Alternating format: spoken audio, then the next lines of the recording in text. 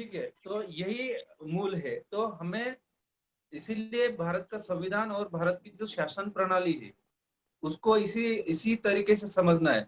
जब भी आप हिस्ट्री का आंसर लिख रहे हो, इन्वायरमेंट का आंसर लिख रहे हो, या फिर ज्योग्राफी का आंसर लिख रहे हो, और उसमें जब आपको आपके विचार डालने की जरूरत पड़ती है, समीक्षा करने की जरूरत पड़ती है, या फिर आपको कमेंट देने की जरूरत पड़ती है उसमें, तो आप उसका जो जो भी लिखोगे तो वो संविधान में जो वो वहाँ पे जो मेंशन किए गए हैं उनके अनुरूप होना चाहिए, ना कि अपनी मर्जी से या फिर किसी और के विचारधारा से जुड़े हुए। अगर आप आंसर राइटिंग में किसी भी विषय की आंसर राइटिंग जो है उसमें अगर आपके कमेंट्स और क्रिटिक्स जो भी कर रहे हो वो अगर भारत के संविधान से जुड़े हुए अगर लिखोगे तो आपका आंसर बिल्कुल कोई भी काट नहीं सकता। इसलिए ये घटक हमारे लिए प्रारंभिक और मेंस के लिए बहुत इंपॉर्टेंट है। उसी के साथ में अपना एज ए ह्यूमन बीइंग आप अच्छे नागरिक बन के आगे जो भी हमें काम करना है उसके लिए भी हमें एक फ्रेमवर्क का काम करता है। यूपीएससी प्रिपरेशन में हिस्ट्री जो है हमारी पूरे इतिहास को जानने के बाद में हमें आगे किस तरह से बढ़ना है ये सिखाता है। ज्योग्राफी भी इसी से रिलेटेड है, इकोनॉमी से रिलेटेड ज्यादा काम करता है। और संविधान जो है, संविधान हमें एक अच्छा बेहतर नागरिक बनाता है, बेहतर एडमिनिस्ट्रेटिव बनाता है, बेहतर अगर हम किसी पॉलिटिक्स में जाना चाहते हैं तो वहां पे भी हमें एक बेहतर पदाधिकारी बनाता है, विधायक बनाता है। इसलिए इस चीज को हमें समझना है। जब हमारे जो ये है कॉन्स्टिट्यूएंसी असेंबली, वहां पे जब विधायक का चुनाव हुआ था, तो जैसे मेरे असेंबली का जो विधायक चुना गया था मैंने उनको इंडियन पॉलिटी की बुक्स और इंडियन जो कॉन्स्टिट्यूशन है वो किताबें मैंने गिफ्ट की उनको। मैंने उनको बोला कि भाई आप जो भी काम करोगे ना वो काम कैसे करना है और किस तरह से अपने नागरिकों की सुविधाएं वो उपलब्ध कराना है, इसके लिए सबसे ये बेस है। अगर आपको अच्छे विधायक बन के रहना है तो ये किताबें आप वक्त निकाल के जरूर पढ़ लेना। ये इतना इम्पोर्टेंट घटक है। इसमें दूसरा जो इम्पोर्टेंट चैप्टर आता है डायरेक्टिव प्रिंसिपल्स, जो अपने शासन को ये डायरेक्शंस दिए गए हैं कि नागरिकों के जो मूलभूत अधिकार है उनका हनन न करते हुए अपने देश में जो भी नागरिकों की जो सुविधाएं है या फिर उनको जो भी जरूरतें महसूस हो रही है या फिर उनके विकास के लिए, उन्नति के लिए और संस्कृति के संरक्षण के लिए, राष्ट्रीय एकात्मता बनाए रखने के लिए और सभी अलग अलग तरह से मोटिव दिए गए, उसके लिए शासन क्या काम करेगा ये बताया गया है। तो इसलिए जब हम गवर्नमेंट की तरफ से जब कोई भी आंसर लिखने जाएंगे तो हमें डायरेक्टिव प्रिंसिपल्स जो है उनको सामने रखना है। कल हम एक वेबिनार में बातें कर रहे थे, जैसे कि इसकी बात चल रही थी हमारे की मूलभूत अधिकार के तौर पे जो भारतीय शिक्षा का मूलभूत अधिकार जो राइट टू एजुकेशन एक्ट है उसको और भाषा के साथ में कैसे जोड़ा जाए। तो जो भाषा जो है, जो इंडिजिनस लैंग्वेज होती है या फिर आपकी जो मूल भाषा है, मातृभाषा बोला जाता है, उसको शिक्षा के साथ में कैसे जोड़ते देखे तो वहां पे संविधान में 350 जो सेक्शन है उसमें ए पार्ट जोड़ा गया है। उसमें ये कहा गया है कि जो प्रिमिटिव लैंग्वेज है या फिर माइनॉरिटी लैंग्वेज में जो बच्चे स्कूल में आते हैं जिनको मराठी, हिंदी, इंग्लिश जैसी भाषाएं समझ में नहीं आती, उनको इंस्ट्रक्शन जो है वो उनकी मातृभाषा में दिए जाने चाहिए। अभी राइट टू एजुकेशन एक्ट आया 2009-10 में, और ये संविधान में उसके उसी को इम्प्लीमेंट करने के लिए हमारे यहाँ पे वो ऑलरेडी वहाँ पे मेंशन कर रखा है। अगर आप राइट टू एक्ट एजुकेशन को लिखने जा रहे हो तो अगर हम इस तरह से संविधान से जोड़ के अगर आंसर 2-4 पॉइंट्स, 2-4 सेक्शन को जोड़ के लिख देते तो आपके आंसर को अच्छे मार्क्स मिलते हैं। इसलिए आप सभी से निवेदन है कि हरीश मौर्य सर आपको पर्यावरण में जो भी पढ़ा रहे हैं आपने उसको समझ लिया है, इसी के साथ में इस सब्जेक्ट को भी बहुत ही सीरियसली और हर चीज को समझने की ज्यादा कोशिश करिए, ना कि सिर्फ पढ़ लेने की। जो भी प्रोसीजर है, इंडियन पॉलिटी की जो प्रोसीजर है वो संविधान को समझने के बाद में हमें समझ में आएगी। तो पूरा प्रोसीजर हमें समझने के लिए संविधान का जो बेस है, जो भारतीय संविधान या फिर भारतीय राज्य व्यवस्था है, उसको हमें अच्छी तरह से समझ लेना जरूरी है।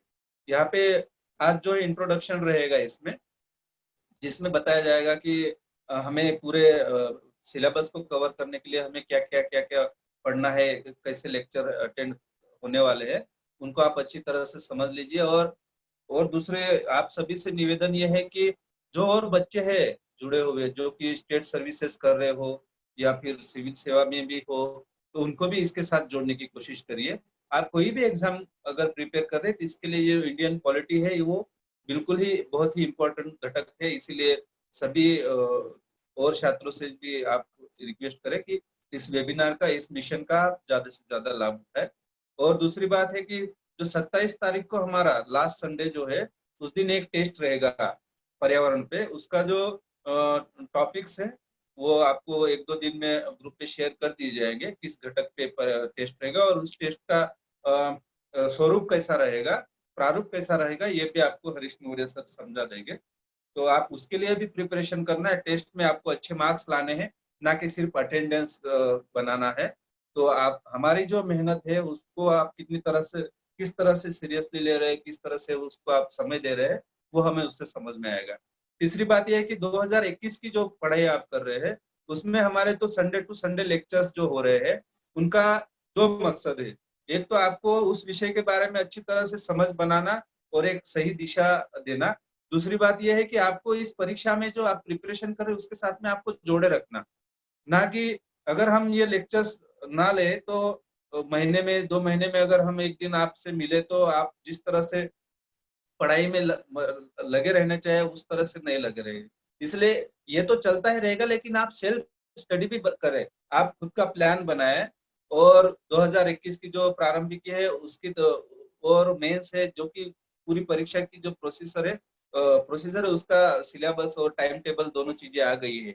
तो उसी को सामने रखते हुए आप शेड्यूल बना के दिन में कम से कम 8 घंटे तो समय निकाल ही लीजिए, अगर आपको इसी 2021 में सक्सेस पाना है तो। और जो भी आपको उसके ऊपर डाउट्स आते होंगे तो आप हम लोगों से बिल्कुल बेदिक्कत संपर्क कर सकते हैं। तो आज वैसे थोड़ा लेक्चर लंबा रहेगा क्योंकि पूरा इंडियन पॉलिटी पे प्रारंभिक और मुख्य दोनों पे डिस्कशन होने वाला है, और बीच बीच में हम और चर्चा करते रहेंगे। तो मैं अगला जो अपने लेक्चर की कमान में हरीश मौर्य जी को संभालने के लिए आमंत्रित करता हूं।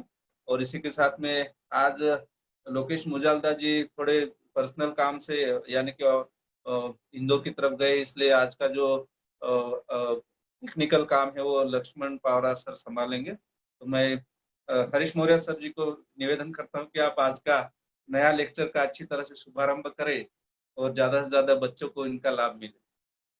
धन्यवाद।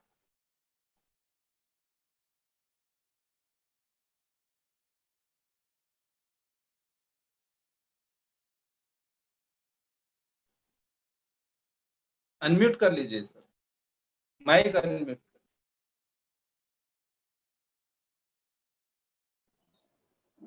हेलो, आवाज आ रही है आपको? हाँ सर, आवाज आ रही है sir. Hello hello hello sir. जी सर, आवाज आ रही?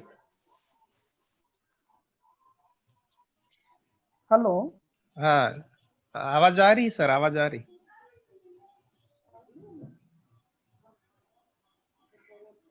वॉल्यूम बढ़ा लो सर। हेलो सर, आवाज आ रही है आपको? जी सर, आवाज आ रही है। नमस्ते सर, वॉल्यूम क्लियर है हुआ सर। है सर। पता नहीं क्यों आवाज मैटर इसमें। सर वॉल्यूम तो मतलब क्लियर है, आपके ऑडिबल है सर, सुनने लायक है।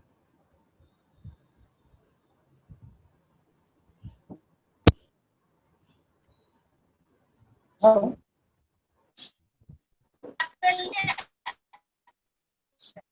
Hello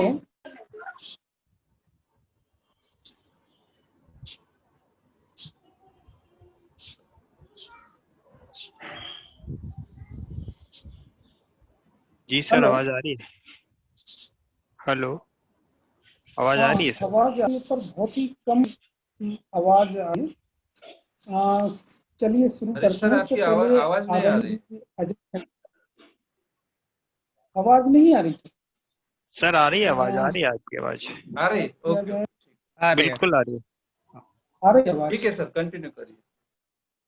thank you. सबसे पहले आदरणीय अजय खरडे सर को धन्यवाद। उन्हें पॉलिटी की एक रूपरेखा आप लोगों के सामने प्रस्तुत की।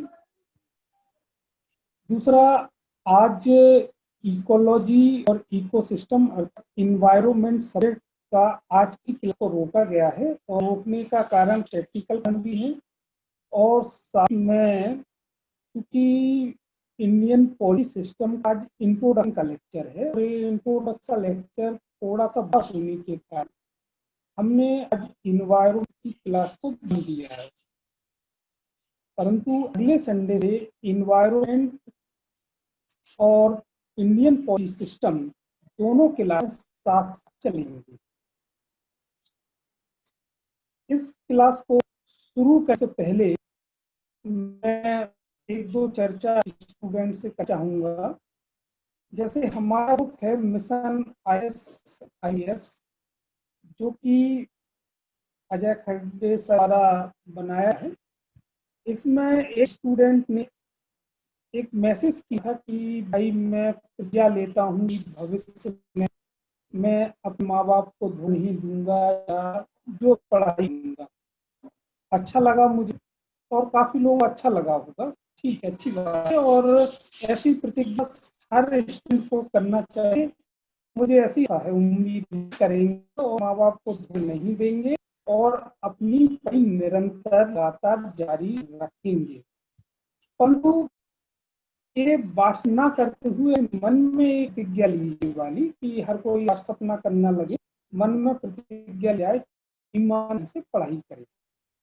ऐसे ही कई स्टूडेंट्स के मुझे सब पाते हैं। एक स्टूडेंट्स का सब आया था, नाम लूंगा, कि मैंने NCERT की 6 से 12वीं तक की किताब पढ़ ली है, M लक्ष्मीकांत पढ़ लिया है, अब क्या किया जाए, मेंस प्रिपरेशन कैसे जाए। तो मैंने वो आंसर दिया, जवाब दिया कि अगर आपने ये किताबें पढ़ी है तो बहुत अच्छी बात है, और यदि आप इन 8-10 बार पढ़ लेंगे तो आपका ये सवाल की प्रिपरेशन कैसी जाए 90% तक आपको उसका उत्तर मिल जाएगा।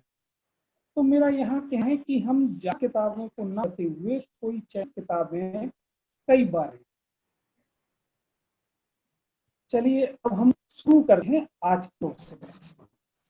आज मैं आपको भारतीय राजनीतिक व्यवस्था का एक बात समझाऊंगा कि हम UPSC, हमारा जो टारगेट है यहाँ पर वो UPSC को लेकर, परंतु इसका अर्थ यह नहीं है कि हम MPPSC या अदर स्टेट की PSC के एग्जाम्स हैं उनकी तैयारी ना करवाएं। उन तैयारी साल में ही होगी। भारत का कोई भी एग्जाम जिसमें सामान्य अध्ययन की बात आती है उसमें सभी की तैयारी यहाँ संपादित की जा रही है। हमारा मेन फोकस UPSC पर। अदर स्टेट जो भी आप दे रहे हैं वो ऑलरेडी क्वेश्चन आएंगे। अब आज मुजालदा जी उपस्थित नहीं है और तो काम लक्ष्मण जी साबित करेंगे, तो मैं लक्ष्मण जी से करूंगा वो PPT लगाएं, PPT को यहाँ पर शेयर करें।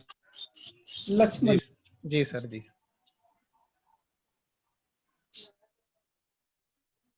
जब तक PPT लग रही तब तक हम भारतीय राजनीतिक व्यवस्था पर एक जनरल बात करेंगे। मैंने PPT शेयर हो गई। जैसा कि मैं जब पॉलिटी शुरू की थी, सॉरी इन्वायरमेंट किया था, तो भी मैंने एक समझाया था भाई हम कैसे इन्वायरमेंट की रूपरेखा कैसे रहेगा।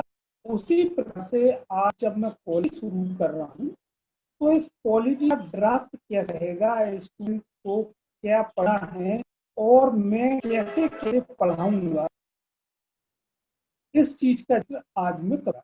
सबसे पहले हमारे सामने जो UPSC का जीए का सिलेबस है, यूपीएससी ही क्यों, एमपी किसी भी यूपीएस का एक आदर्श सिलेबस है। तो आदर्श सिलेबस को हम 8 खंडों में मोटे रूप से विभाजित किया है।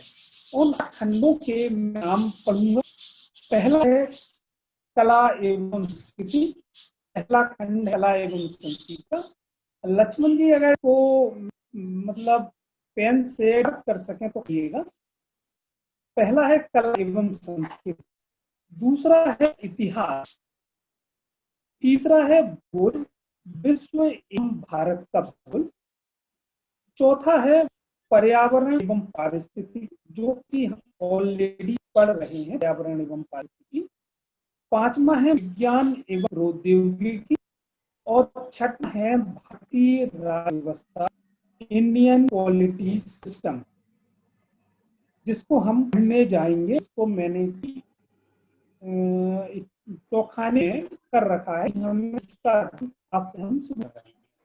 सातवां है भारतीय अर्थव्यवस्था, और आठवां है राष्ट्रीय एवं अंतरराष्ट्रीय घटनाक्रम। अर्थात पूरे सिलेबस को मोटे रूप से हम 8 भागों में विभाजित कर सकते हैं।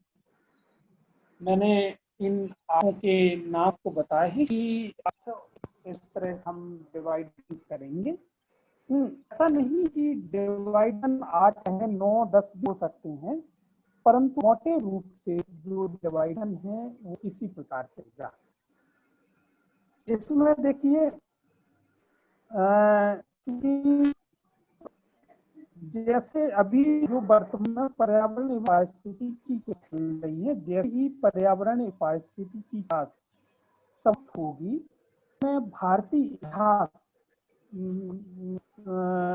अगर सर मार्गदर्शन रहा, सर की दूरी रही, तो भारतीय इतिहास को मैं यहाँ पढ़ूंगा। चलिए अब हम भारतीय राज्य व्यवस्था के बारे में आगे से लक्ष्मण अगली टिप लगाइए।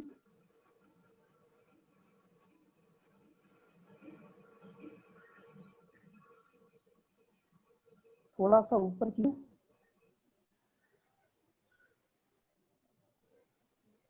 थोड़ा ऊपर कर दीजिए बस। पीपीटी 2 में यह सहा रहा हूँ। लक्ष्मण पीपीटी फिर से लगाइए। पीपीटी 2 में मेरा उद्देश्य जो सहाने का है वो ये है कि मेंस परीक्षा मुख्य परीक्षा होगी, मुख्य परीक्षा में हमारा जो भारतीय राजनीतिक व्यवस्था है, इंडियन पॉलिटी सिस्टम है, वो किस पेपर में सब है। जैसे कि पेपर 4 होंगे यूपीएससी में, मैथ के 4 पेपर होंगे। जैसे पेपर फर्स्ट में इतिहास, समाज, भूगोल से संबंधित आप सेक्शन पूछे जाए। तो पेपर सेकंड होगा, पेपर सेकंड में 3 टॉपिक हैं। पहला है पॉलिटी, दूसरा है गवर्नेंस, और तीसरा आईआर। आईआर का मतलब है इंटरनेशनल रिलेशंस। तो यहाँ पर पेपर सेकंड में हम पॉली और गवर्नेंस वाले टॉपिक हैं। हमारा परीक्षा में पेपर सेकंड में पॉलिटी पूछा जाता है।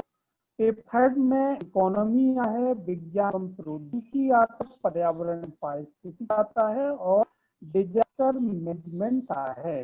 यहाँ हम ऑलरेडी पर्यावरण एवं स्थिति की क्लासें चल रही हैं। पेपर 4 में इथिक्स एक तो इसी पूछ जाएगा। इसका तात्पर्य है कि आज व्यवस्था इंडियन पॉलिटी सिस्टम मुख्य परीक्षा में पेपर सेकंड में जाएगा। मैं जो अभी ड्राफ्ट बताऊंगा, जैसे कि पॉलिटी, इंडियन पॉलिटी सिस्टम की आप ड्राफ्ट देखेंगे तो बहुत से टॉपिक मैंने मेंस लिए हैं। इसका अर्थ ये है कि री के साथ कई मेंस टॉपिक की भी तैयारी हम यहाँ करें। लक्ष्मण आगे पीपीटी थर्ड लिए। Hello sir. Hello sir. Laxman hello sir. लगाएं लक्ष्मण।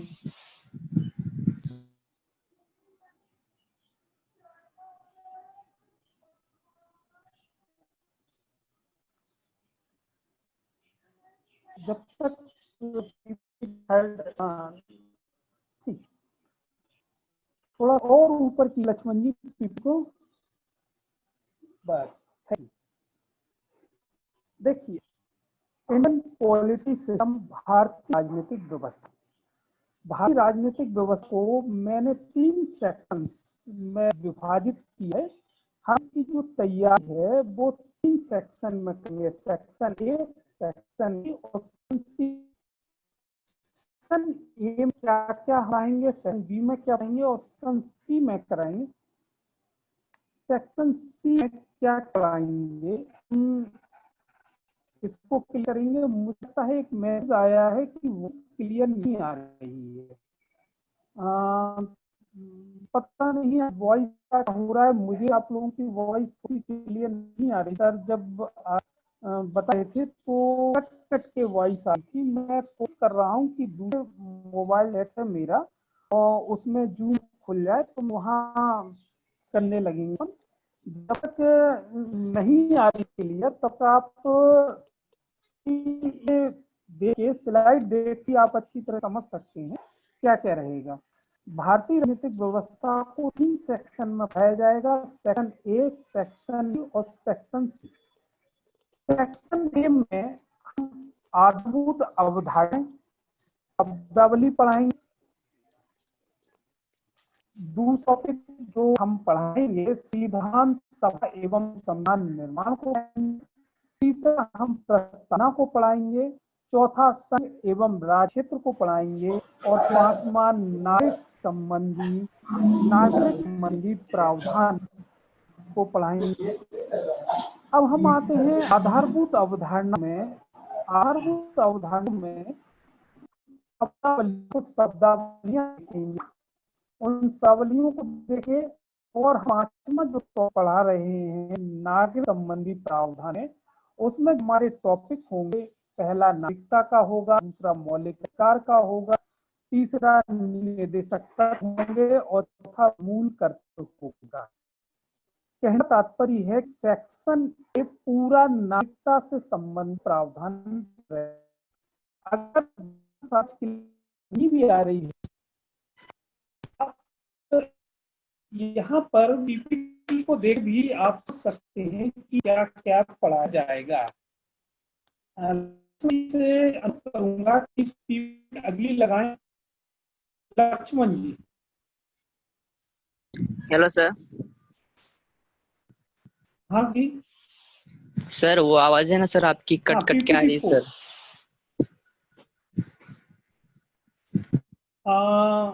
अच्छा अच्छा, मैं अजय सर, सर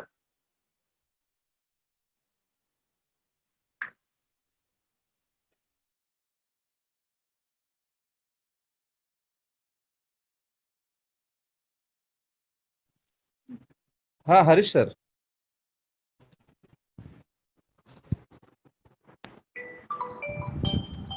हेलो, आवाज आ रही है? जी सर आ हाँ रही। सर। हाँ हाँ हाँ हाँ, वो दूसरा फोन आ गया था उस नंबर पे। हाँ वो हरीश सर की आवाज ठीक से नहीं आ रही, अटक अटक के आ रही। हाँ, वो थोड़ा सा आवाज का प्रॉब्लम हो रहा है उनका। Okay okay. शायद सर नेटवर्क प्रॉब्लम होगा सर वहाँ पे। हाँ ऐसा ही कुछ होगा। अभी आवाज चली गई उनकी ना। वो फिर से ज्वाइन होने लगे दूसरे मोबाइल से। Okay okay okay okay.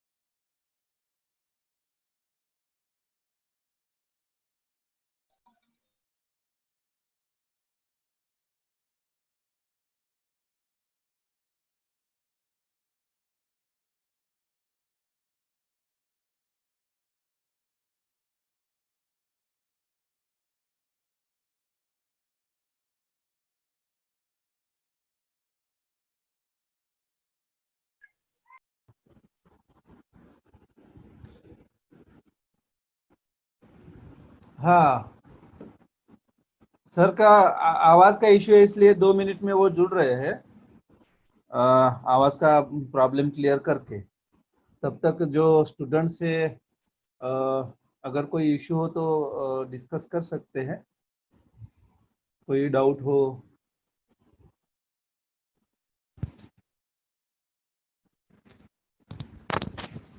आवाज आ रही है मेरी? हाँ सर, आवाज आ रही है सर, अच्छी आवाज आ रही है सर। Okay okay okay. तो अभी आप जो 2021 के लिए जो तैयारी कर रहे हैं वो स्टूडेंट, उनसे एक रिक्वेस्ट है कि डेली पढ़ाई की आदत डालो। जब तक आप रूटीन पढ़ाई करोगे नहीं तब तक इसमें जो आखिरी में जो रश रहता है वो जो है वो आए आपको तकलीफ नहीं देगा। दूसरी बात यह है कि करंट अफेयर के लिए भी आपको थोड़ा फोकस करना है करंट पे। जिस महीने का करंट अफेयर का आप मैगजीन यूज कर रहे हो किसी भी पब्लिकेशन का, वो उसी सेम महीने में उसको कम से कम 2 बार उसको समझ लो, पढ़ लो।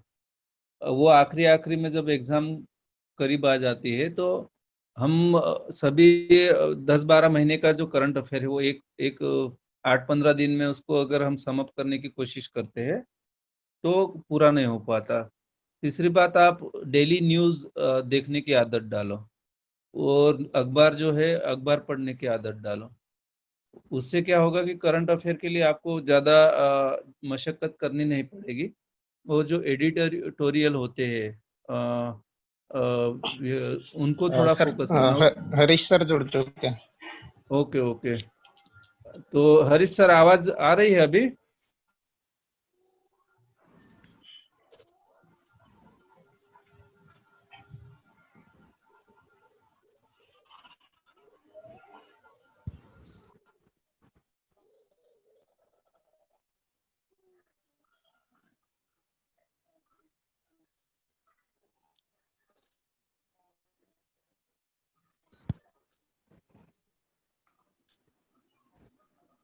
हेलो। हेलो। हाँ हाँ सर। सर। हाँ हाँ सर, क्लियर आवाज आवाज हाँ अब आ क्लियर रही है आवाज है। सर आवाज। हाँ, हाँ ठीक हाँ है हाँ। सर। ओके ओके, आप बस कंटिन्यू कीजिए फिर। बस 1 मिनट का समय और लूंगा सर, फिर मैं कंटिन्यू बिल्कुल करता बिल्कुल। हूँ। हाँ हाँ बिल्कुल आप जारी बिल्कुल, कोई रखिए सर, दिक्कत। मैं आपको बीच में हाँ टोकूंगा हाँ सर। हाँ ठीक है ना, ठीक है, कोई दिक्कत नहीं। ओके। और जो स्टूडेंट लेक्चर अटेंड करते हैं उनको एक रिक्वेस्ट है कि आप जो है लेक्चर के लिए एक अच्छी प्लेस जो है वो चुन के आप स्टेबल बैठ के अगर लेक्चर अटेंड करोगे तो आपको ज़्यादा बेनिफिट मिलेगा उससे। Okay moving sir. करते हुए या फिर हम किसी काम में उलझे हुए होते हैं और अचानक लेक्चर का टाइम आ जाता है तो हम कुछ देर तक फिर वो अपना दूसरा काम संभालते संभालते लेक्चर अटेंड करते हैं, क्योंकि यहाँ पे वीडियो पे सभी लोगों को दिखता है वो कि आप लोग किस तरह से किस मोड पे हो, किस पोजीशन में हो। जैसे हम जैसे और आप भी जो लेक्चर अटेंड करते करते हम बाकी लोगों को भी देखते रहते हैं। तो इससे समझ में आता है कि कुछ लोग खेतों में कहीं पे और घूम रहे हो और लेक्चर कर रहे हैं, तो वो उनको इतना, उससे क्या होगा कि उनको ज्यादा बेनिफिट नहीं मिलेगा। हमें 1-2 घंटे निकाल लेने हैं और उस टेबल बैठ के अच्छी तरह से कंसंट्रेट करके लेक्चर अटेंड करने हैं। उससे आप लोगों को अच्छा बेनिफिट उससे मिलेगा। और ये वीडियो हम बाद में यूट्यूब पे भी अपलोड कर देते हैं, तो आप जब चाहे उसको फिर से रिपीट करते हैं। और ये पीपीटी भी हम शेयर कर देते हैं, तो आप इसकी भी प्रिंट निकाल के आपके सामने ये एक रहेगा, तो आपको पढ़ने में और समझने में थोड़ी सहूलियत रहेगी। इस तरह से आप सभी चीजें जो है छोटी छोटी चीजें होती है उनको थोड़ा सा गौर करके अपना परफेक्शन लाना है पढ़ाई में और कंसंट्रेशन में। ठीक है? सर ऑडियो वीडियो ऑन रखना रहता है कि नहीं, कि वो जरूरी नहीं है ना सब? जरूरी नहीं है। आप है लोग सर। सिर्फ सुनो और जब आपको जरूरत महसूस हो रही है ठीक है कुछ सर। बोलना है उसी उसी समय आप ऑडियो वीडियो ऑन रखो। ठीक है सर। अदरवाइज आप ऑडियो वीडियो दोनों ऑफ कर दे तो भी चलता हाँ है। सर, वो आप लोगों के लिए ज्यादा कन्वीनियंट रहेगा सर फिर। हाँ हाँ हाँ हाँ। ठीक सर, वो तो ऑडियो वीडियो। स्क्रीन पे किसी का ऑडियो अगर डिस्प्ले हो जाता है तो वो क्या होता है, स्क्रीन चेंज हो जाती है, तो जो टीचिंग करने वाले होते हैं उनको थोड़ा डिस्टर्ब हो जाते हैं, हाँ इसीलिए सर, ऑडियो डिस्ट्रैक्शन वीडियो होता है। दोनों आप जो है उसको ऑफ रखो। ठीक है सर। हाँ तो वो और अच्छा रहेगा। ठीक सर। म्यूट दोनों स्क्रीन ऑफ कर देना। ठीक sir. Thank you sir. Okay okay okay. आज स्टेट सर्विसेज की कौन सी लेक्चर है लक्ष्मण? कुछ प्रिपरेशन हुआ है?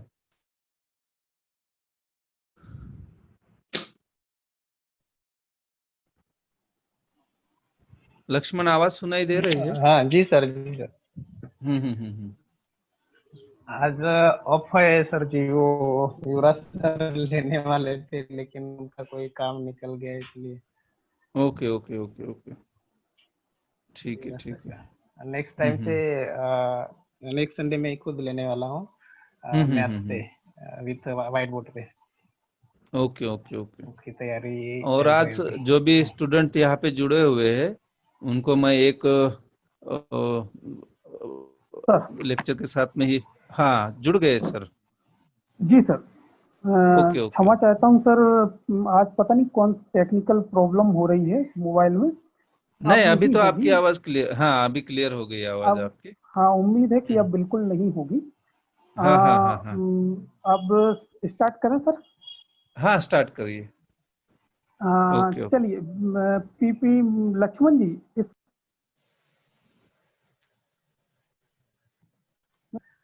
पीपीटी थर्ड लगाइए।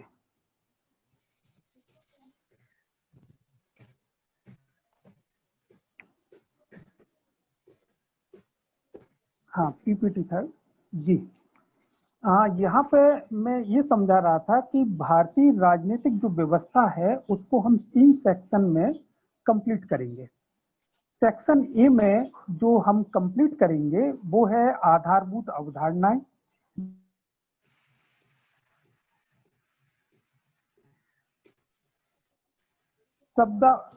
शब्दावलियों को लेंगे और फिर दूसरे नंबर पे हम संविधान सभा एवं संविधान निर्माण को पढ़ेंगे और तीसरे नंबर पे हम प्रस्तावना को पढ़ेंगे और चौथा हमारा जो टॉपिक रहेगा संघ एवं राज्य क्षेत्र का रहेगा और पांचवा नागरिक संबंधी प्रावधान रहेंगे जिसमें नागरिकता, मौलिक अधिकार, नीति निर्देशक तत्व और मूल कर्तव्य को पढ़ेंगे। अब पीपीटी 4 लगाई जाए मुझे अल्लाह जी।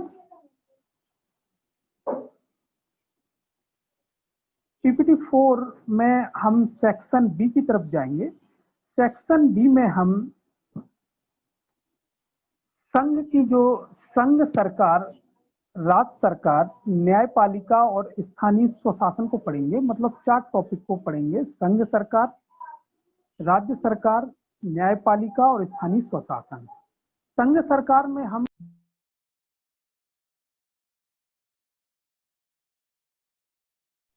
कार्यपालिका और न्यायपालिका दोनों को साथ साथ कवर करेंगे। इसी तरह राज्य सरकार में भी हम कार्यपालिका और विधायिका को करेंगे। सॉरी, संघ में विधायिका और कार्यपालिका, राज्य में भी कार्यपालिका और विधायिका, और न्यायपालिका के हम 4 टॉपिक पढ़ेंगे। पहला सर्वोच्च न्यायालय को जानेंगे, दूसरा उच्च न्यायालय को जानेंगे, तीसरा अधीनस्थ न्यायालय को जानेंगे, चौथा हम पढ़ेंगे वैकल्पिक न्याय प्रणाली। ये हम न्यायपालिका के अंतर्गत पढ़ेंगे: सर्वोच्च न्यायालय, उच्च न्यायालय, अधीनस्थ न्यायालय और वैकल्पिक न्याय प्रणाली। स्थानीय स्वशासन में हम 2 टॉपिक पढ़ेंगे, पहला पंचायत और दूसरा नगर निकाय। अब हम आते हैं सेक्शन सी में। सेक्शन सी में लक्ष्मण जी थोड़ा आगे कीजिए पीपीटी। सेक्शन सी में बस भोजिप के पूरा जिया। सेक्शन सी में हम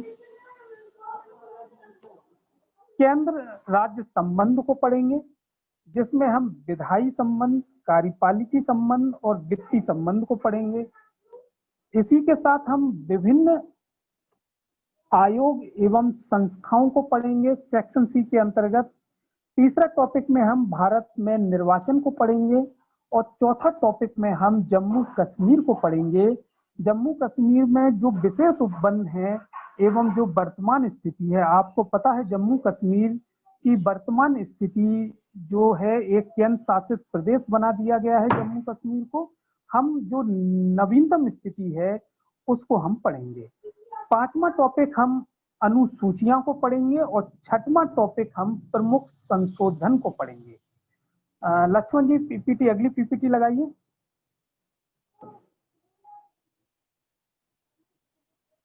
ये तो मोटे रूप से मैंने यह डिवाइडेशन किया कि 3 सेक्शनों के अंतर्गत हमको मुख्य मुख्य टॉपिक कौन से पढ़ने हैं। अब हम आते हैं कि हम लेक्चर 1 से लेके लेक्चर 34 तक हम संविधान में क्या क्या स्टडी करेंगे, क्या क्या पढ़ेंगे। अब लेक्चर जो 1 होगा, आपकी जो क्लास 1 होगी, उसकी जो ड्राफ्ट है उसमें हम आधारभूत अवधारणाओं को पढ़ेंगे। आधारभूत जो अवधारणाएं हैं उसमें राज्य को पढ़ेंगे, राज्य को जानेंगे कि राज्य किसे कहते हैं। दूसरे नंबर पर हम राष्ट्र को पढ़ेंगे कि राष्ट्र क्या होता है। तीसरे नंबर पर जो हम पढ़ेंगे राज्य के प्रकार पढ़ेंगे। राज्य 2 प्रकार का होता है, राज्य के 2 प्रकार होते हैं। पहला है सत्तावादी राज्य और दूसरा है लोकतंत्र। यानी सत्तावादी राज्य किसे कहते हैं और लोकतंत्र किसे कहते हैं, हम उसको समझेंगे। जो हम इसी में अगला टॉपिक पढ़ेंगे वो है लोकतंत्र के प्रकार। लोकतंत्र के प्रकार, लोकतंत्र 2 प्रकार का होता है। पहला है शक्ति विभाजन के आधार पर लोकतंत्र के प्रकार। जो शक्ति विभाजन के आधार पर लोकतंत्र है वो है संघात्मक लोकतंत्र और एकात्मक लोकतंत्र। और दूसरा है संस्थाओं के आधार पर लोकतंत्र का प्रकार। संस्थाओं के आधार पर लोकतंत्र 2 प्रकार का होता है, अध्यक्षात्मक शासन और संसदीय शासन। ये हमारे लेक्चर 1 की प्लानिंग है। अब हम लेक्चर 2 की ओर चलते हैं। लेक्चर 2 में हम क्या क्या पढ़ेंगे, थोड़ी सी, हाँ, लेक्चर 2 में जब भी इसका लेक्चर 2 होगा उसमें हम 3 टॉपिक को पढ़ेंगे। पहला टॉपिक है संविधान सभा। संविधान सभा का चुनाव कैसे हुआ था, हम इसको पढ़ेंगे। दूसरा टॉपिक है संविधान के निर्माण की प्रक्रिया। लक्ष्मण जी, यदि आप इसको डार्क कर सकते हैं पेन के माध्यम से, तो लेक्चर 2 की जो हम प्रक्रिया बता रहे हैं वो आप कर दीजिए। जैसे लेक्चर 2 में पहला हम संविधान सभा चुनाव को पढ़ेंगे। दूसरा है संविधान के निर्माण की प्रक्रिया। संविधान के निर्माण की प्रक्रिया कैसे हुआ, हमारे संविधान का निर्माण कैसे हुआ, हम इसको जानेंगे। और हम इसमें तीसरा पढ़ेंगे, तीसरा टॉपिक संविधान की विशेषताएं, कि संविधान की क्या क्या विशेषताएं हैं, हम इसके बारे में जानेंगे। ये हमारे लेक्चर 2 की प्लानिंग रहेगी। अब हम लेक्चर 3 पे आते हैं। लक्ष्मण जी पीपीटी 6 को और आगे कीजिए।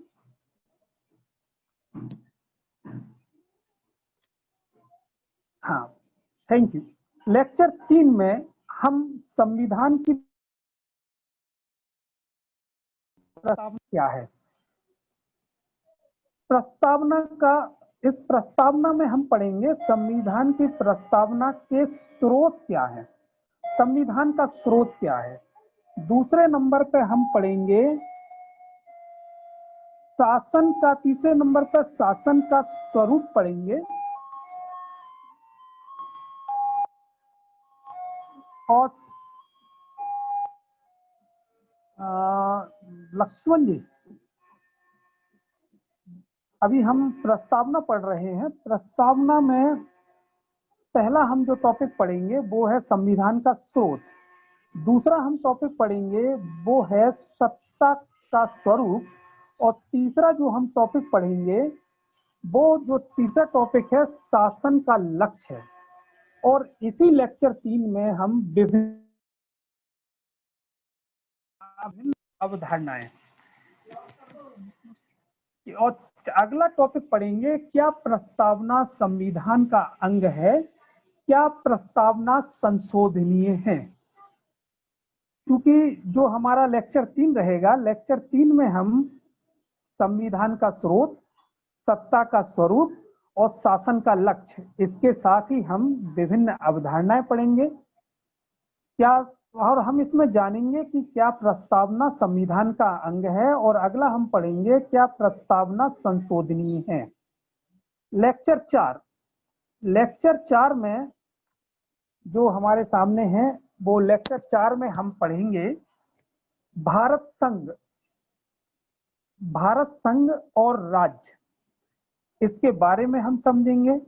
दूसरा जो हमारा टॉपिक है लेक्चर 4 का वो है अर्जित राज्य क्षेत्र।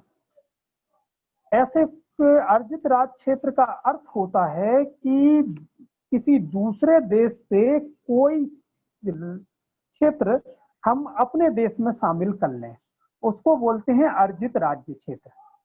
जो तीसरा टॉपिक हम पढ़ेंगे वो है राज्यों का गठन, नाम परिवर्तन तथा क्षेत्र परिवर्तन की प्रक्रिया।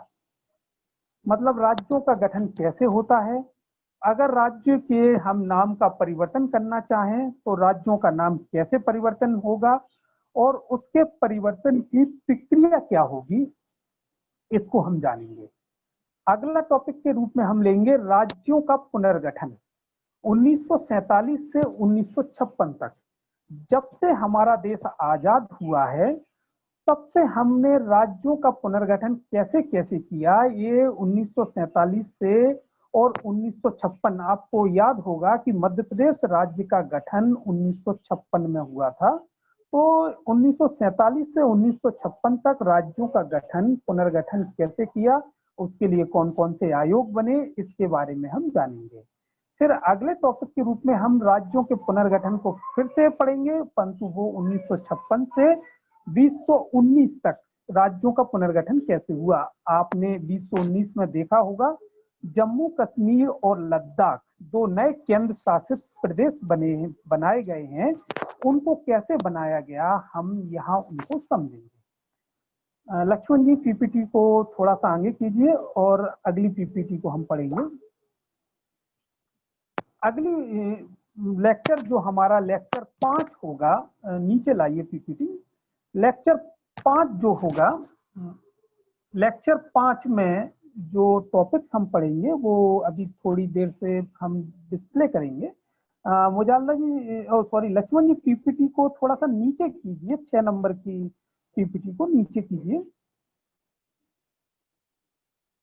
चलिए जब तक मुजाल्ला जी करते हैं तब तक हम पीपीटी 5 सॉरी लेक्चर 5 में हमें क्या पढ़ना है हम उसको समझते हैं। लेक्चर 5 जो है वो है, उसमें हम पढ़ेंगे नागरिकता क्या है, नागरिकता से संबंधित टॉपिक को पढ़ाया जाएगा। नागरिकता क्या है। लक्ष्मण जी जो है पीपीटी जो है वो 6 है, परंतु 6 को थोड़ा नीचे कीजिए पीपीटी को, सॉरी पीपीटी 6 है, 6 को नीचे कीजिए। ये लेक्चर और अगली पहली पीपीटी लगाइए, हाँ यही वाली, थोड़ा सा और नीचे कीजिए इसको, हाँ थोड़ा सा और नीचे। चलिए इसमें जो लेक्चर 5 की प्लानिंग है वो ये है कि नागरिकता क्या है इसको समझेंगे। नागरिकता क्या में हम कुछ शब्दों को समझेंगे, जैसे नागरिक किसे कहते हैं, गैर नागरिक किसे कहते हैं, शरणार्थी कौन होता है जिसको रिफ्यूजी बोलते हैं, अवैध प्रवासी कौन होता है इसको समझेंगे। फिर हम समझेंगे डायस्पोरा क्या होता है, डायस्पोरा उसको समझेंगे। फिर अगला टॉपिक हम पढ़ेंगे संवैधानिक प्रावधान, कि संवैधानिक प्रावधान क्या है नागरिकता प्राप्त करने के या नागरिकता छोड़ने के। अगला हम पढ़ेंगे नागरिकता अधिनियम 1995, कि नागरिकता अधिनियम 1995 क्या है। फिर हम अगला टॉपिक पढ़ेंगे नागरिकता संशोधन अधिनियम 2015 को पढ़ेंगे, और इसके बाद हम नागरिकता की समाप्ति कैसे होगी हम उसके बारे में जानेंगे। ये हमारा लेक्चर 5 का प्लान है। लेक्चर 5 में हम ये इतनी चीजों को पढ़ेंगे। अब हमारे पास, हाँ मुजाल्ला जी पीपीटी की आगे बढ़ाइए, लेक्चर 6 की प्लानिंग बताएंगे हम। लेक्चर 6 में हमें क्या पढ़ना है अब हम इसके बारे में आपको बताएंगे। लेक्चर 6 का जो पहला टॉपिक है वो है अधिकार। अधिकार क्या है, लेक्चर 6 का पहला टॉपिक में अधिकार क्या है, राइट्स क्या होते हैं उसको पढ़ेंगे। लक्ष्मण जी थोड़ा नीचे कीजिए पीपीटी।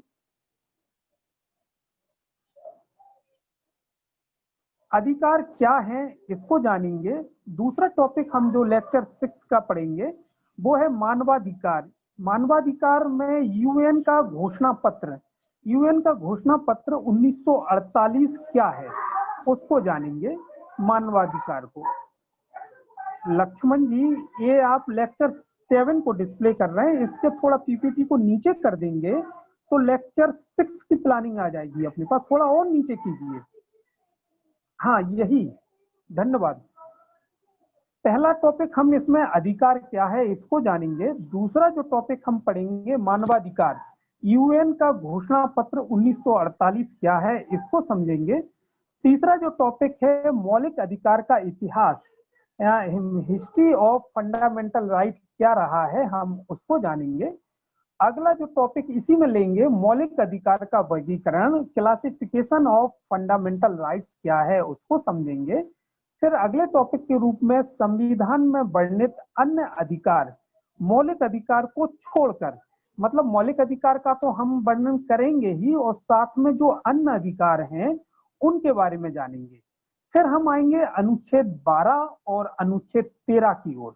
अनुच्छेद 12 में क्या कहा गया है और अनुच्छेद 13 में क्या कहा गया है, हम इसको समझेंगे।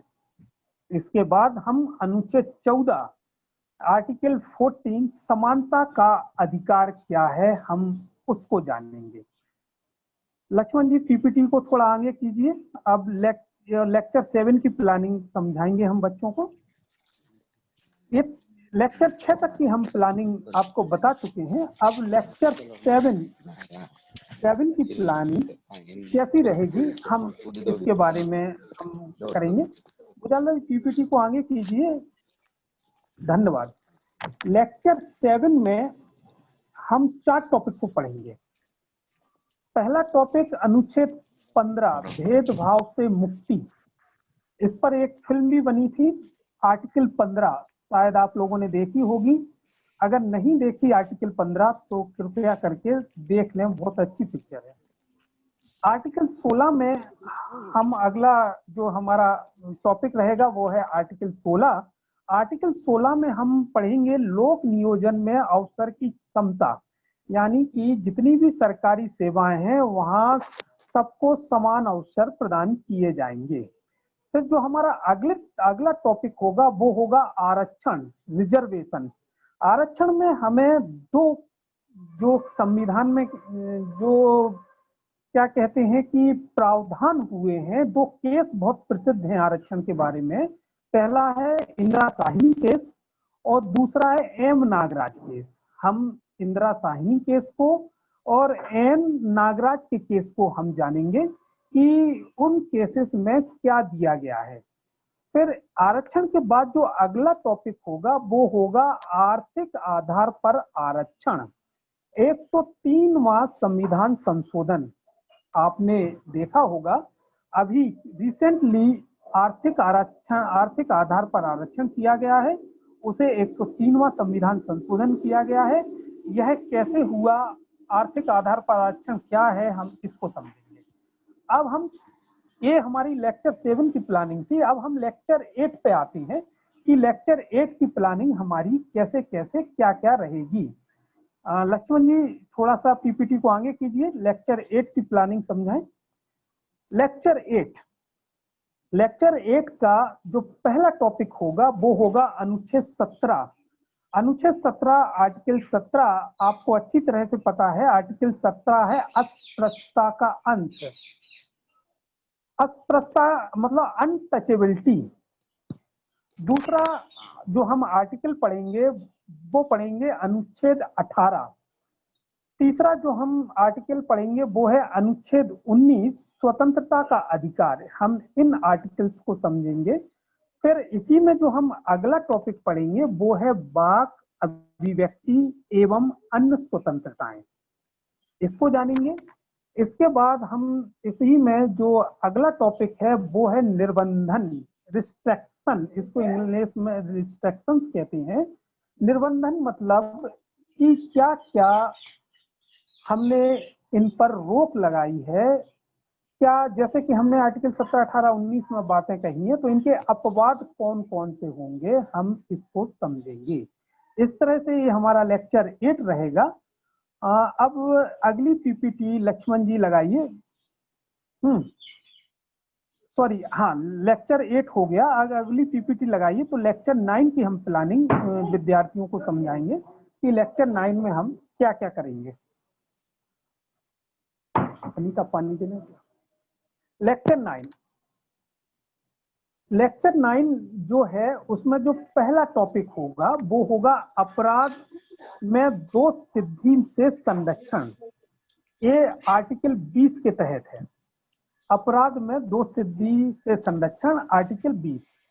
आर्टिकल 21 हम आएंगे। आर्टिकल 21 में हम 4 चीजों को पढ़ेंगे। पहला पढ़ेंगे जीवन का अधिकार क्या है, दूसरा हम पढ़ेंगे निजता का अधिकार क्या है, तीसरा हम समझेंगे यूथेनेसिया क्या है, चौथा हम पढ़ेंगे आधार केस। आधार केस जो आपका आधार नंबर होता है उस पर क्या केस सुप्रीम कोर्ट में हुआ था उसके बारे में हम जानेंगे। मैं विद्यार्थियों को ये बता दूं कि ये हम मूल अधिकार पढ़ रहे हैं, परंतु हम इसमें सिर्फ इतना बता रहा हूं कि किस मतलब हमारे टॉपिक लेक्चर वाइज क्या क्या होंगे। जैसे आर्टिकल 21 में हमें 4 टॉपिक पढ़ना है। जीवन का अधिकार, निजता का अधिकार। निजता का अधिकार मतलब राइट ऑफ प्राइवेसी। यूथेनेसिया आपने बहुत नाम सुना हुआ होगा 5-6 साल पहले अरुणा सानवा केस, आपको यदि ध्यान आ रहा हो तो उसमें यूथेनेसिया जीवन मृत्यु के बारे में, अगर इच्छा मृत्यु के बारे में बताया गया था। और हम फिर आधार केस को समझेंगे। फिर हमारा अगला टॉपिक होगा इसी में आर्टिकल 21A।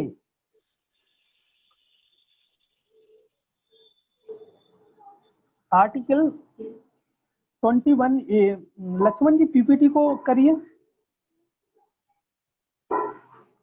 अनुच्छेद 21A, अनुच्छेद 21A को पढ़ेंगे और इसी में लेक्चर 9 में ही अनुच्छेद 22 आर्टिकल 22 में क्या प्रावधान है इसके बारे में हम जानेंगे।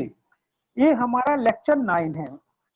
मैं स्टूडेंट को यहाँ कहना चाहूंगा, यदि किसी कारणवश कोई मतलब आज टेक्निकल थोड़ी सी प्रॉब्लम हो रही है, किसी कारण से किसी को कोई समझ में नहीं आ रही वो चीज, तो ये लेक्चर खत्म होने के बाद इसकी पीपीटी शेयर की जाएगी।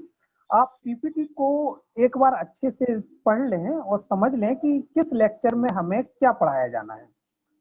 ठीक है, अब हम लेक्चर 10 की ओर चलेंगे। लेक्चर 10, लेक्चर 10 लक्ष्मण जी थोड़ी सी पीपीटी को आगे कीजिए। लेक्चर 10 में हम क्या क्या पढ़ेंगे। हम पहला टॉपिक इसमें पढ़ेंगे शोषण के विरुद्ध अधिकार। शोषण के विरुद्ध अधिकार जो है आर्टिकल 23 और आर्टिकल 24 में है, शोषण के विरुद्ध अधिकार। इसी में हम अगला टॉपिक जो पढ़ेंगे, लक्ष्मण जी थोड़ा सा पीपीटी को आगे कीजिए। हाँ, थैंक यू। इसी में जो हमारा दूसरा टॉपिक होगा, और थोड़ा सा आगे कर दीजिए पीपीटी को। इसी में हमारा जो दूसरा टॉपिक होगा वो है धार्मिक स्वतंत्रता का अधिकार। हम धार्मिक स्वतंत्रता के अधिकार में हमारे सब टॉपिक हैं। पहला है आर्टिकल 25। आर्टिकल 25 जो है व्यक्तिगत अधिकार है। व्यक्तिगत अधिकार क्या होता है ये आर्टिकल हम 25 में पढ़ेंगे। फिर उसके बाद हम धर्मांतरण को पढ़ेंगे। धर्मांतरण क्या है उसको जानेंगे। इसके बाद हम आर्टिकल 26 की ओर जाएंगे। आर्टिकल 26 सामूहिक अधिकार। सामूहिक अधिकार क्या है आर्टिकल 26 हम उसको जानेंगे। फिर इसी में ही धार्मिक स्वतंत्रता के अधिकार में सब टॉपिक आर्टिकल 27 एवं 28 राज्यों को निर्देश दिए गए हैं, हम उनके बारे में जानेंगे। लक्ष्मण जी पीपीटी शो नहीं हो रही, कृपया पीपीटी शो करें। इसके बाद जो लेक्चर 10 की जो अगली प्लानिंग है वो है अल्पसंख्यक संरक्षण का अधिकार। अल्पसंख्यकों को संरक्षण के क्या क्या अधिकार दिए गए हैं वो 2 आर्टिकल्स में दिए गए हैं, आर्टिकल 29 और आर्टिकल 30। आर्टिकल 29 और आर्टिकल 30 में अल्पसंख्यकों के संरक्षण के अधिकार दिए गए हैं।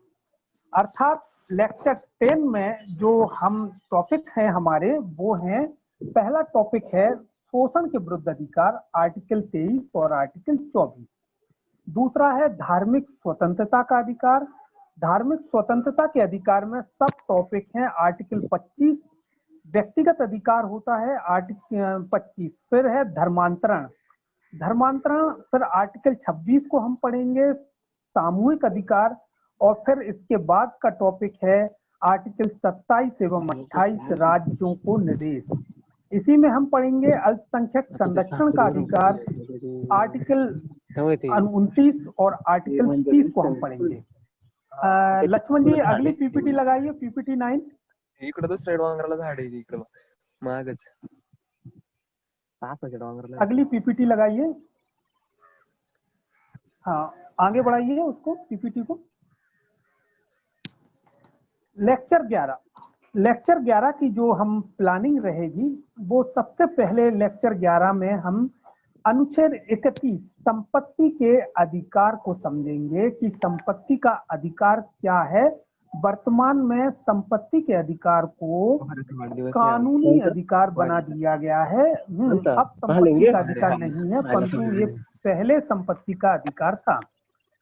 अनुच्छेद 32 को, अगला टॉपिक है अनुच्छेद 32 को। अनुच्छेद 32 में है संवैधानिक उपचारों का अधिकार, उसको हम जानेंगे। फिर अगला जो हम टॉपिक लेंगे मौलिक अधिकार अपवाद करके लेंगे। मौलिक अधिकार अपवाद करके लेंगे अगला टॉपिक, जिसमें हम आर्टिकल 33, आर्टिकल 34, आर्टिकल 35 को जानेंगे। मौलिक अधिकार अपवाद का अर्थ ये है कि कहां पर ये मौलिक अधिकार लागू नहीं होते हैं, उसको हम मौलिक अधिकार अपवाद कहते हैं। इन अपवादों को आर्टिकल 33, आर्टिकल 34 और आर्टिकल 35 में वर्णन किया गया है।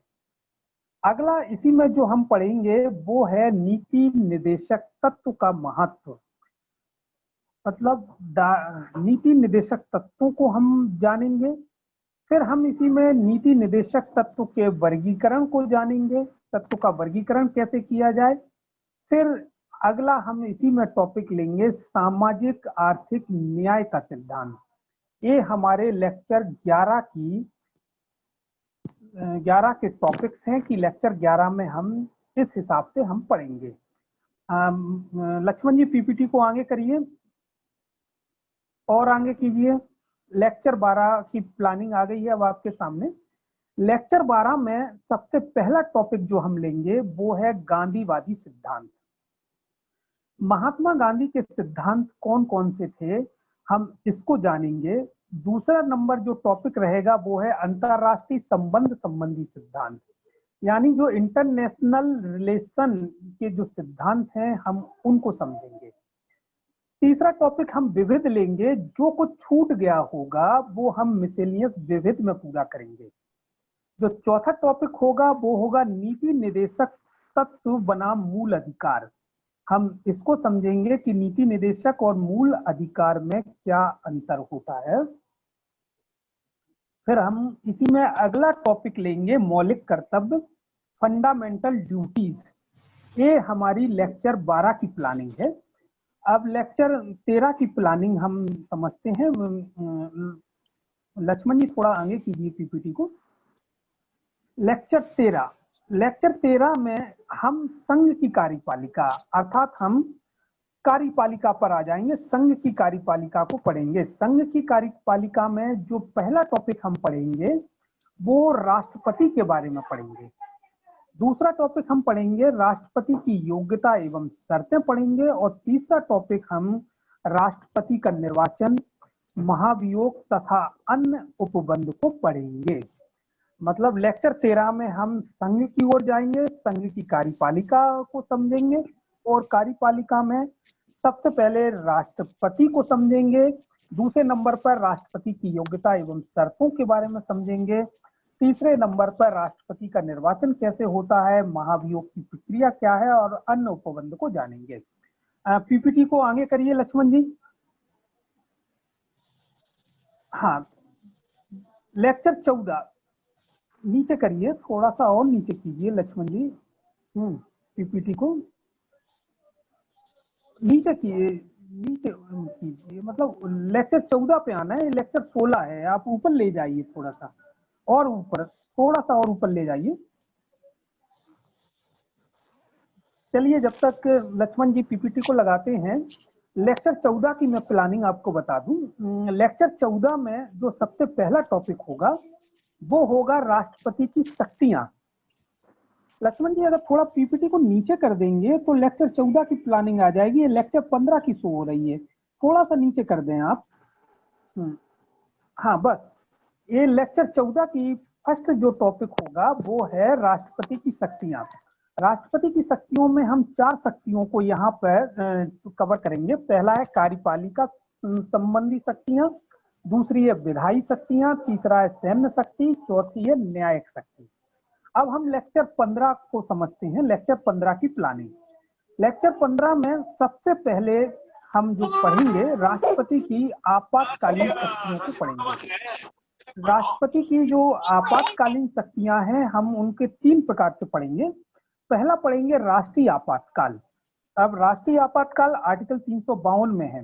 दूसरा पढ़ेंगे संवैधानिक तंत्र की विफलता। संवैधानिक तंत्र की जो विफलता है इस ये राज्यों में लगती है और इसको राष्ट्रपति शासन बोलते हैं आर्टिकल 356 के अंतर्गत। तीसरा टॉपिक हम इसमें लेंगे वित्तीय आपातकाल आर्टिकल 360 को लेकर। इसी में हम उपराष्ट्रपति को भी समझेंगे लेक्चर 15 में। अब मुजाल्ला जी पीपीटी आगे कीजिए, लेक्चर 16 की प्लानिंग समझाएंगे।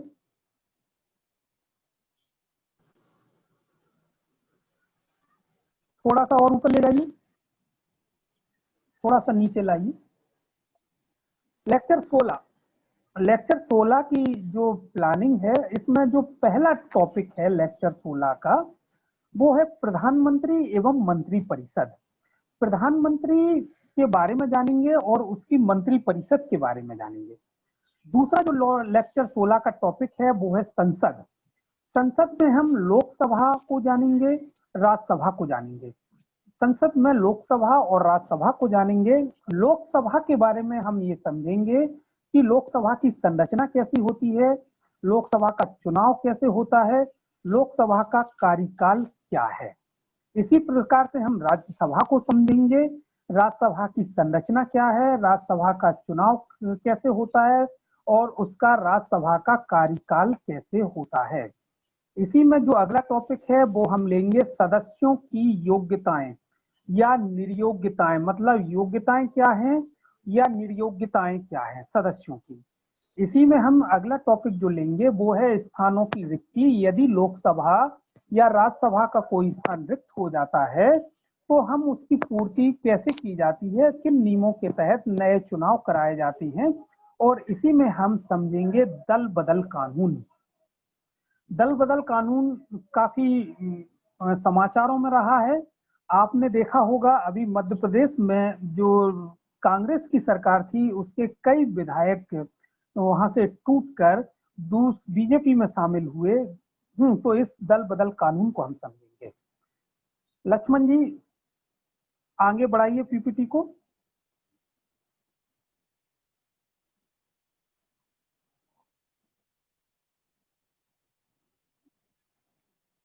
लक्ष्मण जी पीपीटी को आगे बढ़ाइए। जब तक लक्ष्मण जी पीपीटी को आगे बढ़ाते हैं हम लेक्चर 17 की प्लानिंग समझते हैं। थोड़ा सा नीचे कीजिए लक्ष्मण जी। लेक्चर 17 की प्लानिंग, ये जो आप शो कर रहे हो वो लेक्चर 18, इसके जस्ट ऊपर लेक्चर 17 की प्लानिंग है। लेक्चर 17 की जब तक लक्ष्मण जी करेंगे जब तक मैं आपको लेक्चर 17 की प्लानिंग बता देता हूँ। लेक्चर 17 में सबसे पहला जो टॉपिक है वो है संसद के कार्य। संसद में कौन कौन से कार्य होते हैं, जैसे कुछ दैनिक कार्य होते हैं।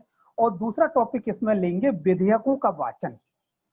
मतलब वाचन किस प्रकार से होता है, कोई भी अमेंडमेंट लाया जाता है या विधेयक लाया जाता है उसमें कितने वाचन होते हैं, इसके बारे में हम जानेंगे। इसके बाद हम लेक्चर 18 पे आएंगे। लेक्चर 18 में हम 3 टॉपिक को पढ़ेंगे। पहला है विधेयकों का पारित होना। कोई भी विधेयक कैसे पारित होता है उसको समझेंगे। दूसरा हम जो टॉपिक लेंगे वो है बजट संबंधी प्रावधान, यानी बजट में क्या क्या, बजट कैसे पास होता है, संसद से कैसे पास कराया जाता है, कैसे लागू होता है, इसके बारे में समझेंगे। इसी में हम तीसरा टॉपिक पढ़ेंगे विभिन्न प्रकार के प्रस्ताव।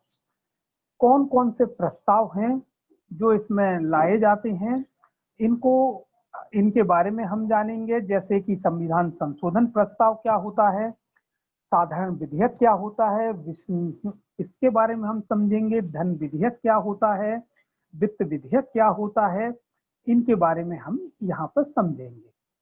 अब हम लेक्चर 18 के बाद अगला जो लेक्चर हमारा लेक्चर 19 है, हम उसके बारे में समझते हैं। जो हमारी लेक्चर 19 की प्लानिंग है, पहला है संसदीय विशेषाधिकार। संसदीय विशेषाधिकार क्या होते हैं? जो सांसदों को दिए जाते हैं उनको संसदीय विशेषाधिकार बोलते हैं। उसमें सांसदों को क्या क्या विशेष अधिकार हैं? जैसे आपने सुना होगा कि जो मतलब अगर संसद का सत्र चल रहा हो तो 60 दिन पहले और 60 दिन बाद, संसद सत्र के 60 दिन पहले और 60 दिन बाद सांसद की गिरफ्तारी नहीं की जा सकती है। इसके दूसरे टॉपिक में हम समझेंगे संसदीय समितियां। संसदीय समितियां कई समितियां होती हैं, कुछ के नाम मैं बता देता हूं। लोक लेखा समिति होती है, प्रकलन समिति होती है, विशेषाधिकार समिति होती है, उसको हम संसदीय समितियां कहती हैं। इन समितियों के बारे में हम लेक्चर 19 के दूसरे टॉपिक में विस्तार से पढ़ेंगे और यहाँ से कई क्वेश्चन आते हैं। तीसरा टॉपिक हम उन लेक्चर 19 का जो लेंगे वो है लोकसभा एवं राज्यसभा में अंतर। मतलब लोकसभा और राज्यसभा में क्या क्या अंतर हैं, हम इसको भी समझेंगे। लेक्चर 20 की जो प्लानिंग रहेगी, लेक्चर 20 की प्लानिंग में हम राज्य की ओर बढ़ेंगे। जैसे कि अभी हम संघ की ओर थे, अब राज्य की ओर बढ़ेंगे। राज्य, सबसे पहले हम यहाँ राज्यपाल को समझेंगे कि राज्यपाल का पद क्या होता है, राज्यपाल की नियुक्ति कैसे होती है, राज्यपाल का कार्यकाल क्या होता है, राज्यपाल के लिए योग्यताएं क्या है, राज्यपाल की शक्तियां क्या हैं, जैसे कार्यपालिकी शक्ति, विधायी शक्ति, न्यायिक शक्ति, विवेकाधीन शक्तियां क्या क्या होती हैं। साथ ही हम यहाँ मंत्री, मुख्यमंत्री और मंत्री परिषद को भी समझेंगे कि राज्य का मुख्यमंत्री कैसे नियुक्त होगा, वह अपनी मंत्री परिषद का गठन कैसे करेगा, हम इसके बारे में समझेंगे। आगे बढ़िए लक्ष्मण जी, धन्यवाद। बस बस बस थोड़ा सा नीचे आइए।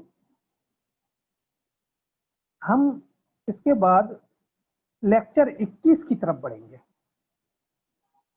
लेक्चर 21 में थोड़ा सा लक्ष्मण जी नीचे करिए पीपीटी, लेक्चर थोड़ी सी नीचे कीजिए और नीचे नीचे, ये आप लेक्चर 21 को लाइए, इसके पहले है लेक्चर 21 है, लेक्चर 22 है। हाँ और नीचे, बहुत बढ़िया, थोड़ा सा और करिए, बस बस बस, धन्यवाद। लेक्चर 21, लेक्चर 21 की जो प्लानिंग में सबसे पहला टॉपिक है राज्य विधानमंडल। राज्य विधानमंडल में हम इसकी संरचना के बारे में जानेंगे कि राज्य विधानमंडल की संरचना क्या है, उसको समझेंगे। दूसरा, हम चुनाव कार्यकाल को जानेंगे कि राज्य विधानमंडल में चुनाव कैसे होगा, उनका कार्यकाल क्या रहेगा, इसके बारे में समझेंगे। और राज्य विधानमंडल के कार्य के बारे में समझेंगे कि राज्य विधानमंडल के क्या कार्य हैं। फिर आगे हम यहाँ पर सर्वोच्च न्यायालय को, इसी में हम सर्वोच्च न्यायालय के बारे में पढ़ेंगे कि सर्वोच्च न्यायालय की संरचना कैसे होती है और सर्वोच्च न्यायालय में न्यायाधीशों की नियुक्ति की प्रक्रिया क्या है, हम इसको जानेंगे।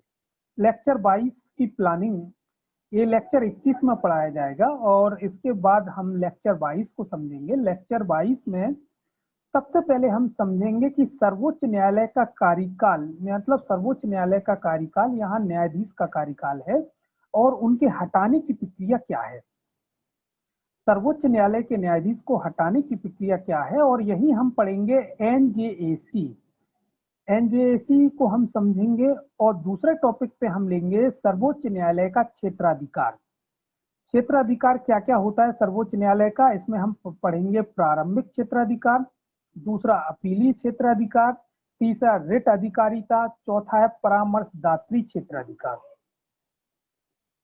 सर्वोच्च न्यायालय के क्षेत्राधिकार में पढ़ेंगे हम प्रारंभिक क्षेत्राधिकार, अपीली क्षेत्राधिकार, रिट अधिकारिता और परामर्शदात्री क्षेत्राधिकार। ये लेक्चर 22 की प्लानिंग रहेगी।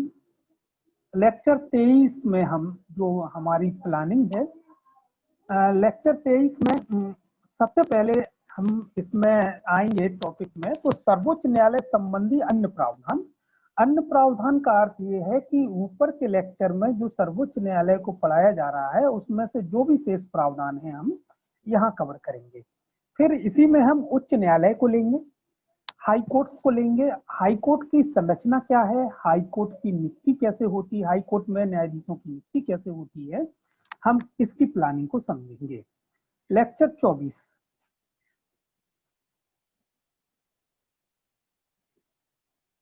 24 में जो हम पढ़ेंगे वो है उच्च न्यायालय के क्षेत्राधिकार। उच्च न्यायालय हाई कोर्ट के कौन कौन से क्षेत्राधिकार होते हैं हम उसको जानेंगे। इसके दूसरे टॉपिक में हम अधीनस्थ न्यायालय को लेंगे कि सबऑर्डिनेट कोर्ट्स क्या होते हैं उसको समझेंगे। इसी अधीनस्थ न्यायालय में हम डिस्ट्रिक्ट कोर्ट को भी हम अच्छे से पढ़ेंगे। फिर इसका जो तीसरा टॉपिक लेंगे वो हम वैकल्पिक न्याय प्रणाली को लेंगे कि वैकल्पिक न्याय प्रणाली क्या है। वैकल्पिक न्याय प्रणाली में हम एनजीटी को समझेंगे। एनजीटी होता है नेशनल ग्रीन ट्रिब्यूनल, राष्ट्रीय हरित प्राधिकरण। फैमिली कोर्ट्स के बारे में जानेंगे, फैमिली कोर्ट्स क्या होते हैं। उपभोक्ता फोरम के बारे में जानेंगे कि उपभोक्ता फोरम क्या है। इसके बाद हम लेक्चर 25 की ओर जाएंगे, लेक्चर 25 की प्लानिंग को समझेंगे। लेक्चर 25 को जो मैंने नाम दिया है वैकल्पिक न्याय प्रणाली दिया है। वैकल्पिक न्याय प्रणाली में हम 3 टॉपिक लेक्चर 24 में कवर कर चुके हैं जिन्हें एनजीटी, फैमिली कोर्ट और उपभोक्ता फोरम कहते हैं। लेक्चर 25 में हम जो कवर करेंगे वो है पहला लोक अदालत को कवर करेंगे, लोक अदालत किसे कहते हैं। दूसरा टॉपिक मोबाइल कोर्ट को कवर करेंगे, मोबाइल कोर्ट चलता फिरता न्यायालय होता है उसको कवर करेंगे। फिर हम फास्ट ट्रैक कोर्ट के बारे में जानेंगे कि फास्ट ट्रैक कोर्ट किसे कहते हैं। इसके साथ ही हम इवनिंग कोर्ट, सांध्यकालीन न्यायालय को पढ़ेंगे, इवनिंग कोर्ट किसे कहते हैं। फिर हम पढ़ेंगे ई कोर्ट क्या है। फिर हम पढ़ेंगे इसी में अधिकरण अधिकरण को हम भाग 11A भाग 8 को कंप्लीट करेंगे। अधिकरण भाग 11A में और साथ ही संविधान का भाग 8 इसमें हम कंप्लीट करने की कोशिश करेंगे। ये हमारे लेक्चर 25 की प्लानिंग है। अब हम लेक्चर 26 की तरफ बढ़ते हैं कि लेक्चर 26 में हम कैसे और क्या पढ़ाएंगे। लक्ष्मण जी थोड़ा लेक्चर 26 को डिस्प्ले करें, धन्यवाद। लेक्चर 26 में हम स्थानीय स्वशासन को पढ़ेंगे। स्थानीय स्वशासन से क्या आशय है, स्थानीय स्वशासन का इतिहास क्या रहा है, स्वतंत्रता के पूर्व स्थानीय स्वशासन की क्या स्थिति थी और स्वतंत्रता के पश्चात स्थानीय स्वशासन की क्या स्थिति है। साथ ही में हम 73वां संविधान संशोधन को पढ़ेंगे। 73वां संविधान संशोधन में हम अनिवार्य प्रावधान को पढ़ेंगे कि 73वें संविधान संशोधन के अनिवार्य प्रावधान कौन कौन से हैं, संरचना क्या है, चुनाव कैसे होंगे स्थानीय स्वशासन में। जैसे पंचायतों की यहाँ पर जो संरचना का अर्थ है, पंचायतों की संरचना कैसे होगी। मध्य प्रदेश में पंचायत त्रिस्तरीय है, पहले स्तर पर जिला पंचायत, दूसरे स्तर पर ब्लॉक पंचायत, तीसरे स्तर पर जो है वो पंचायत जो है पंचायत है। इसके बाद हम चुनाव कैसे होता है पंचायतों का उसको समझेंगे। पंचायतों का कार्यकाल क्या होता है इसके बारे में समझेंगे। पंचायत सदस्य नियुक्त होने के लिए योग्यताएं क्या क्या है हम इनको समझेंगे। पंचायतों में आरक्षण कैसे होगा हम इसको समझेंगे। ये हमारे लेक्चर 26 की प्लानिंग रहेगी। इसके बाद लेक्चर 27 की ओर चलिए लक्ष्मण जी।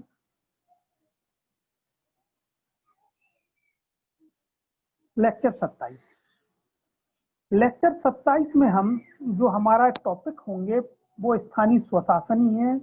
स्थानीय स्वशासन में अनिवार्य प्रावधान, जो कि ऊपर हमने लेक्चर 26 में जितने भी प्रावधान पढ़े थे वो भी अनिवार्य प्रावधान थे। यहाँ पर कुछ अनिवार्य प्रावधान और बचे हैं। पहला है राज्य वित्त आयोग। राज्य वित्त आयोग कौन है? दूसरा है राज्य निर्वाचन आयोग, इसके बारे में समझेंगे। फिर हम इसके ऐच्छिक प्रावधान को लेंगे। ऐच्छिक प्रावधान वो प्रावधान होते हैं जो कि मतलब राज्य की स्वेच्छा है, यदि लागू करना चाहे तो करें, नहीं करना चाहे तो नहीं करें।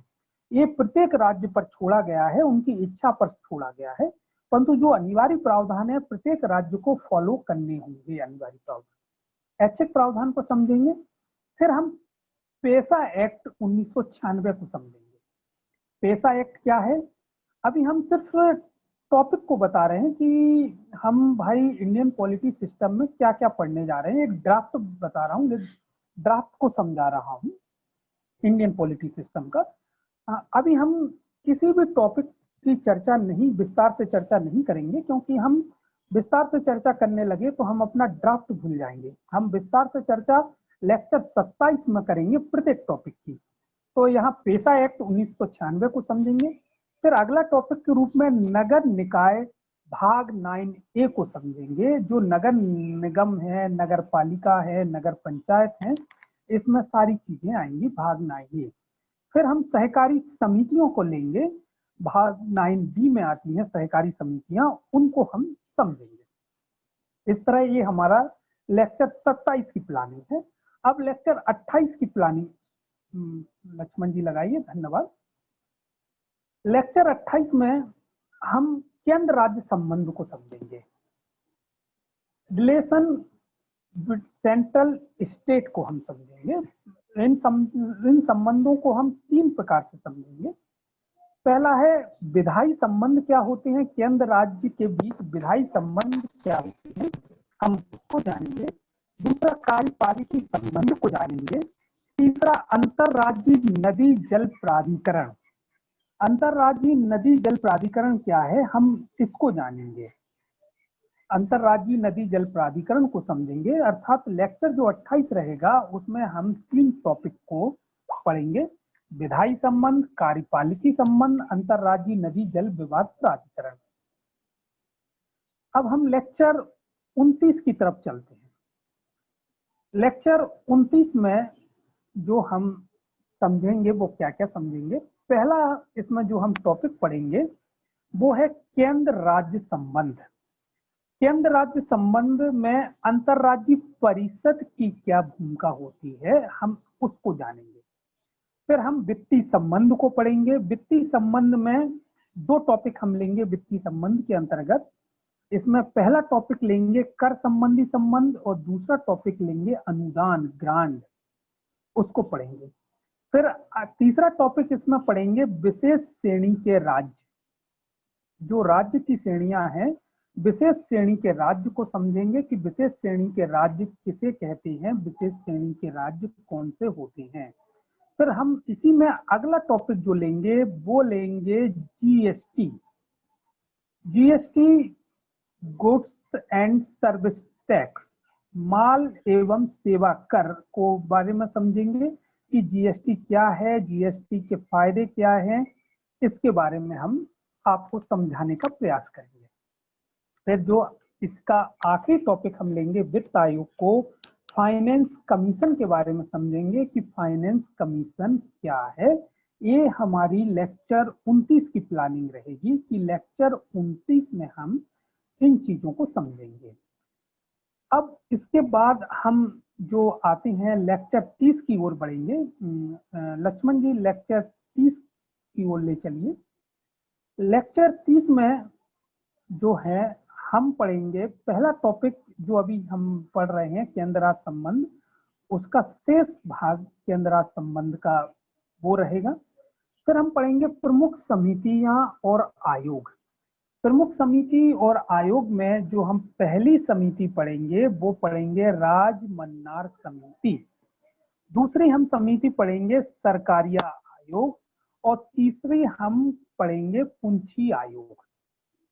प्रमुख समिति में हम मुख्य रूप से 3 समितियां पढ़ेंगे। पहला है राजमन्नार समिति, दूसरा सरकारिया आयोग, तीसरा है पुंछी आयोग। इसी लेक्चर 30 में हम 5वीं एवं 6ठी अनुसूची को समझेंगे कि 5वीं और 6ठी अनुसूची क्या है और इसका संबंध किससे है। तो इसका संबंध है अनुसूचित क्षेत्रों व जनजाति क्षेत्रों के प्रशासन से इसका संबंध है। हम लेक्चर 30 में 5वीं और 6ठी अनुसूची को कवर करेंगे। लेक्चर 31 की ओर ले चलिए।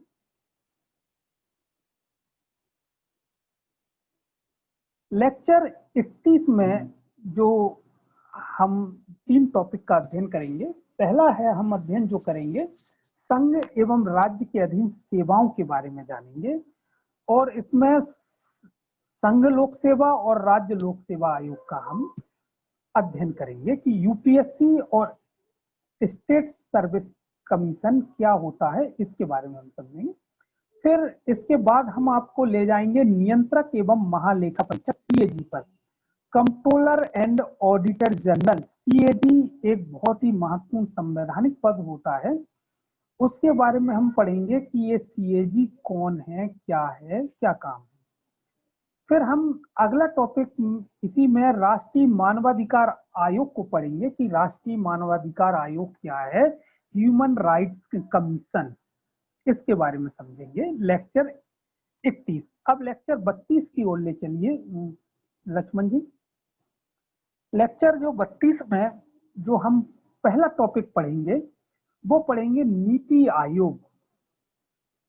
नीति आयोग पॉलिसी कमीशन, पहले योजना आयोग था, फिर योजना आयोग को परिवर्तित करके नीति आयोग का गठन किया गया। तो नीति आयोग, इससे क्या क्वेश्चंस पूछे जाते हैं हम वहां डिस्कस करेंगे। दूसरा टॉपिक इसका रहेगा राष्ट्रीय विकास परिषद, क्षेत्रीय परिषद, पूर्वोत्तर परिषद का। राष्ट्रीय विकास परिषद, क्षेत्रीय परिषद और पूर्वोत्तर परिषद की संरचना कैसी है, हम लेक्चर 32 के अंतर्गत इसको डिफाइन करेंगे। फिर हम राष्ट्रीय पिछड़ा वर्ग आयोग को पढ़ेंगे। राष्ट्रीय पिछड़ा वर्ग जो आयोग है इसको संवैधानिक दर्जा दिया जाना है, बस इसका गजट में नोटिफिकेशन बाकी है। और 102वां संविधान संशोधन जो विधेयक है वो राष्ट्रीय पिछड़ा वर्ग आयोग से संबंधित है, और आप देखेंगे 2-4 माह बाद ये संवैधानिक आयोग हो जाएगा, संविधान में इसका उल्लेख हो जाएगा। फिर हम अगला टॉपिक इसमें लेंगे वो है राष्ट्रीय अनुसूचित जाति और जनजाति आयोग, national scheduled caste commission and national scheduled tribe commission के बारे में हम यहाँ अध्ययन करेंगे।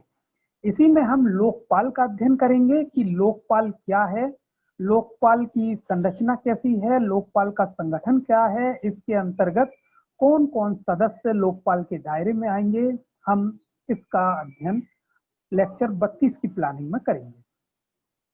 लेक्चर 33 की ओर ले चलिए लक्ष्मण जी।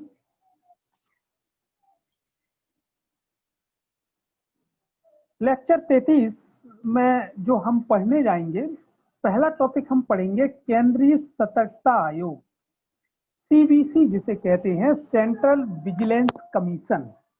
इसका संगठन क्या होता है, इसकी संरचना क्या होती है, इसके सदस्यों की नियुक्ति कैसे होती है, इसके बारे में हम जानेंगे।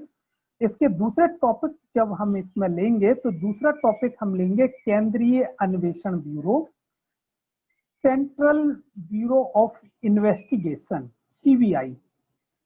सीबीआई का गठन कैसे हुआ, इसकी संरचना क्या है, कौन कौन से इसमें पदाधिकारी होते हैं, यह अपना काम कैसे करती है, इसके बारे में पढ़ेंगे। इसी में हम जो अगला टॉपिक लेंगे वो लेंगे भारत में निर्वाचन, इलेक्शन इन इंडिया। निर्वाचन में हम इसमें सब टॉपिक के अंतर्गत लेंगे निर्वाचन आयोग, इलेक्शन कमीशन क्या है, परिसीमन आयोग को समझेंगे, राष्ट्रीय दल को समझेंगे, कौन से दल भारत में राष्ट्रीय दल हैं। वर्तमान में भारत में 8 राष्ट्रीय दल हैं और उनके बारे में हम समझेंगे कि राष्ट्रीय दल को मान्यता कैसे प्राप्त होती है। फिर इसी में अगला टॉपिक लेंगे राज्य स्तरीय दल, स्टेट लेवल के जो दल हैं उनके बारे में समझेंगे। और इसके अगले टॉपिक में जो हम लेंगे वो है ईवीएम,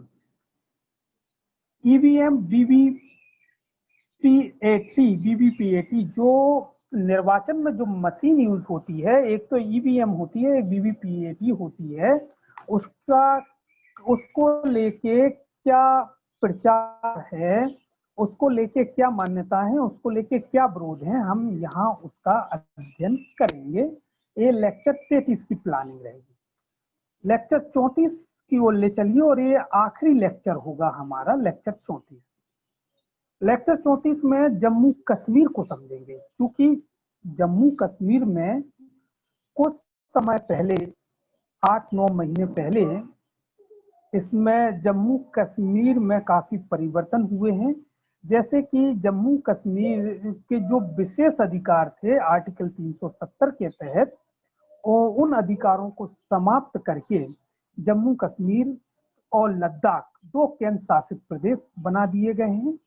इसमें विधानसभा कैसे काम करेगी इसको समझेंगे।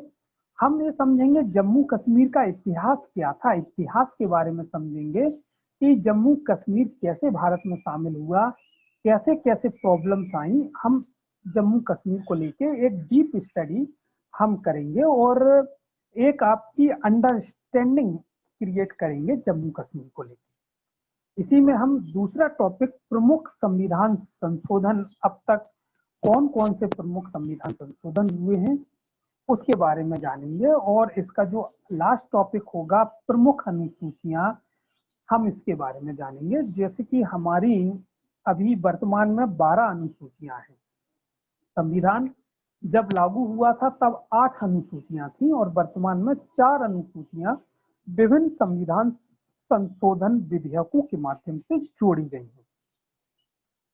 ये पूरा हमारा लेक्चर का प्लान था, मतलब फर्स्ट लेक्चर से लेके 34 लेक्चर में ये इंडियन पॉलिटी सिस्टम को कवर किया जाएगा।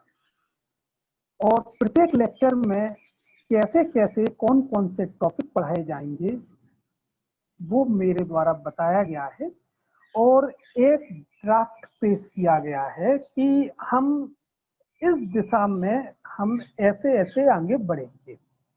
ड्राफ्ट का फायदा ये होता है कि एक तो हम भटकते नहीं हैं, एक हमें भटकाव नहीं आता। जैसे कि हमने लेक्चर 1 में हमने ये पढ़ लिया, तो लेक्चर 2 में क्या पढ़ना है हमें पहले से हमारे माइंड में सेट हो जाता है।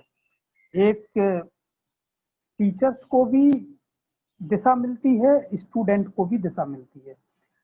टीचर्स को ये दिशा मिलती है कि भाई लेक्चर 1 से लेक्चर 34 तक क्या प्लानिंग है उसको पता होती है।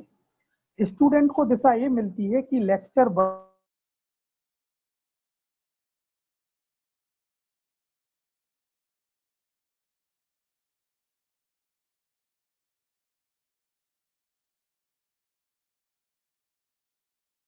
और अब इसमें बारी आती है कि भाई हम किन किताबों का अध्ययन करें, किन संसाधनों का अध्ययन करें।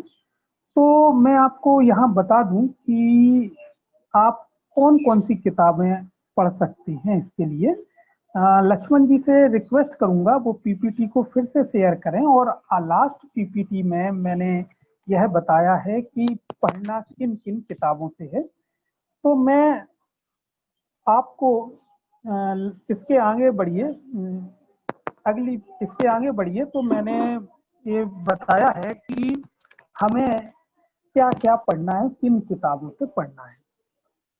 देखिए, सबसे पहले अगर कोई भी व्यक्ति सोचता है कि भाई इसका आधार हम क्या बनाएं कि हम कैसे पढ़ें, तो मैंने पहले नंबर पर एम लक्ष्मीकांत सर की बुक का नाम भारतीय राजनीति लिखी है, इंडियन पॉलिटी है। ये किताब लिखी है लक्ष्मीकांत जी ने। लक्ष्मीकांत जी की यह किताब अपने आप में बड़ी अनूठी किताब है। बहुत ही अच्छी किताब है। लक्ष्मीकांत जी हैदराबाद से ताल्लुक रखते हैं। मैं उनसे पर्सनली मिलने आज से 7-8 साल पहले वहाँ गया था हैदराबाद, इनसे पर्सनली मिलने। तो इनसे मिलके काफी अच्छा लगा, परंतु जब मुझे पता चला लक्ष्मीकांत जी को हिंदी नहीं आती है, वो तो या इंग्लिश में बात करते हैं या तमिल या तेलुगु में बात करते हैं, परंतु काफी महत्वपूर्ण उन्होंने मुझे टॉपिक्स दिए। उन्होंने कुछ इंग्लिश में लिखे हुए, उनकी किताब कुछ छपने वाली थी, तो उन्होंने कहा था मुझसे पर्सनल मिलने आए हो, तो उन्होंने मुझे पर्सनली कम से कम 60-70 पन्ने जो उनके नोट्स थे, जो उनकी अगली किताब छपने वाली थी, वो उन्होंने मुझे पहले ही दिए कि हरीश तुम आए हो तो मेरे तरफ से ये तुम्हारे लिए है। तो उनका जो इंग्लिश का वर्जन था उसका हिंदी में कहीं ना कहीं इसमें शामिल है टॉपिक, वहीं से। तो मेरा आपसे ये कहना है, एम लक्ष्मीकांत की किताब बहुत अच्छी है, बहुत बढ़िया है, परंतु कम से कम 1000 पन्ने होंगे आज की वर्जन में। दूसरे नंबर पर जो किताब है वो डीडी बसु की है। डीडी बसु की एक टेक्निकल किताब है, जो इस नए स्टूडेंट को यह किताब समझ में नहीं आएगी, ये मैं दावे के साथ कह सकता हूँ। अतः नए स्टूडेंट यदि पढ़ने का काफी शौक है तो पहले लक्ष्मीकांत की बुक पढ़ लें, उसके बाद डीडी बसु की पढ़ लें। तीसरी और चौथी नंबर पर 2 किताबें हैं, हमारी संसद और हमारा संविधान। एक जो बुक्स हैं वो सुभाष कश्यप द्वारा लिखी गई हैं, इन किताबों का भी अध्ययन किया जा सकता है। और 5वें नंबर पर जो मैंने लिखा है वो एनसीईआरटी की जो क्लास 9 से लेके क्लास 12 तक की जो राजनीति की बुक्स हैं उनका अध्ययन किया जा सकता है। स्टूडेंट्स को मैं यहाँ पर एक सलाह देना चाहूंगा कि अगर आप एनसीईआरटी की क्लास 9 से 12 तक की अगर बुक्स पढ़ लेते हैं तो वो भी पर्याप्त होती हैं, पर्याप्त स्टडी है। अगर आप ये पढ़ लें क्लास 9 से 12 तक की, तब एम लक्ष्मीकांत को पढ़ें, क्योंकि एम लक्ष्मीकांत से सरल भाषा में एनसीईआरटी की बुक्स में दिया हुआ है। मैं आपसे रिक्वेस्ट करूंगा कि डीडी बसु की किताब आप तब पढ़ें जब आप एम लक्ष्मीकांत को, सुभाष कश्यप जी को और एनसीईआरटी की किताबों को पढ़ चुके हों, अन्यथा ना पढ़ें। मेरी सलाह है, अगर पढ़ना है तो बेशक पढ़िए। और एक आखिरी बात मैं आपको स्पष्ट रूप से बता दूं कि यदि आपने जो मैंने प्लानिंग बताई है लेक्चर 1 से लेक्चर 34 तक, यदि आपने इसी को ईमानदारी से सुन भर लिया, सुनकर अपने नोट्स भर बना लिए, तो मैं दावे के साथ कह रहा हूं कि आप मान लीजिए मतलब पॉलिटी में 10 क्वेश्चंस पूछे जाते हैं यूपीएससी में, तो 9 क्वेश्चंस आपकी रेंज में रहेंगे। रेंज में इसलिए रहेंगे क्योंकि ये सारी किताबें आपके बदले हमने पढ़ ली। मेरा अब पीपीटी को यहाँ पर समाप्त कीजिए लक्ष्मण जी, क्योंकि जो पीपीटी 1 से लेके पीपीटी 34 तक की क्या कार्य योजना है मैंने आपको स्टूडेंट्स को बताने का प्रयास किया, समझाई।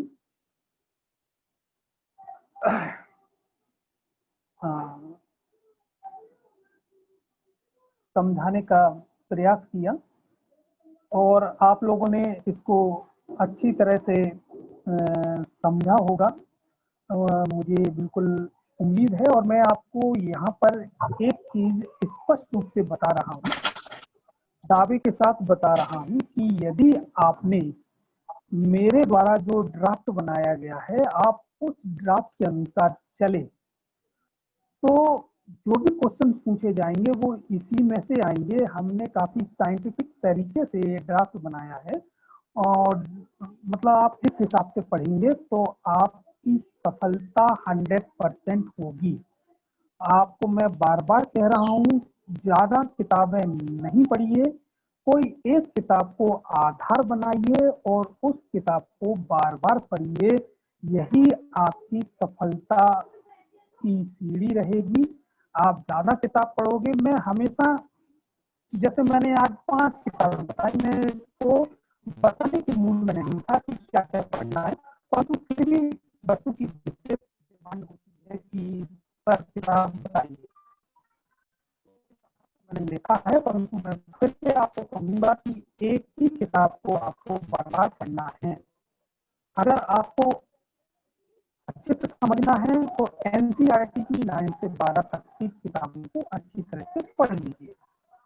इसके साथ ही मैं अपने आज का जो लेक्चर था ड्राफ्टिंग का यही विराम दूंगा। शुरुआत में थोड़ी टेक्निकल समस्या आई, वो मेरे हैंड से थी, मेरे मोबाइल में थोड़ी सी प्रॉब्लम है हो गई थी, तो भविष्य में नहीं आएगी, ये मैं आपको इंश्योर कराना चाहता हूँ। और साथ अब इसके साथ मैं आज का ये लेक्चर अपना यहाँ रोक कर आदरणीय अजय खरडे सर से निवेदन करूंगा कि सर माइक का संचालन करें। आदरणीय अजय खरडे सर। धन्यवाद हरीश जी। अभी सभी स्टूडेंट्स को तो समझ में आ गया होगा कि इंडियन पॉलिटी में कौन कौन सा कंटेंट है, कितना कंटेंट है और उसके लिए हमें कितना समय लगेगा। तो ये जो पीपीटी है ये आपके लिए एक सिलेबस है, थ्रूली आप अगर इसके देखोगे तो आपका इंडियन पॉलिटी का कोई भी टॉपिक जो है बचेगा नहीं। तो आप सभी से निवेदन है कि समय निकाल के लेक्चर तो होते रहेंगे, लेकिन बीच में जैसे कि हरीश जी ने बताया एनसीईआरटी और जो भी हमारी एम लक्ष्मीकांत की किताब है और दूसरी किताबें हैं उनको आप बिल्कुल अपने पास रखो और एक सब्जेक्ट के लिए एक ही किताब बार बार पढ़ना ये एक अच्छा फॉर्मूला है। तो इसको लेक्चर अपने जैसे जैसे होते रहते हैं वैसे आप पढ़ते रहो और बेसिक जो है लेक्चर से पहले भी आपने अगर एक किताब अच्छी तरह से पढ़ ली तो आपको ये लेक्चर समझने में और अच्छी सहूलियत रहेगी। तो आप खुद का जो प्लानिंग है वो अलग रखो और अपने लेक्चर्स का प्लानिंग अलग रखो। बाद में जैसे जरूरत महसूस होगी तो हम एक एक दिन में 2-2 3-3 घंटे भी टॉपिक खत्म करने के लिए लेने की कोशिश करेंगे, जिससे कि आपका सिलेबस जल्दी कवर हो और हमें बाकी चीजों में भी फोकस करना पड़े। और अगर जरूरत और महसूस हुई तो हम सैटरडे संडे से 2 दिनों के लिए भी लेक्चर्स जो है समाप्त करने के लिए 2 दिन लेने की कोशिश करेंगे। तो आप सभी से रिक्वेस्ट है कि जो भी आपकी क्वेरी होगी या डाउट होगा तो आप ग्रुप पे बिल्कुल पूछ सकते हैं। और आप सभी को धन्यवाद। हरीश मौर्य सर को भी धन्यवाद बहुत, और लक्ष्मण ने जो कि आज बहुत अच्छी तरह से जिम्मेदारी संभाली, तो इनके लिए भी एक अच्छा एक्सपीरियंस है। तो आप सभी स्टूडेंट जो है खुद होके आगे आगे अपने जो एक ग्रुप है इसको आगे बढ़ाने की कोशिश करें और आप एक दूसरे में भी अपने एक्सपीरियंस जो है एक दूसरे के साथ शेयर करने की कोशिश करें और एक स्टडी ग्रुप बनाइए, वर्चुअल ग्रुप क्यों ना हो। अभी हम इस कोरोना काल में एक साथ में बैठ कर नहीं पढ़ सकते, लेकिन वर्चुअल ग्रुप जरूर बनाए। धन्यवाद। मिलते हैं अगले संडे फिर से। धन्यवाद।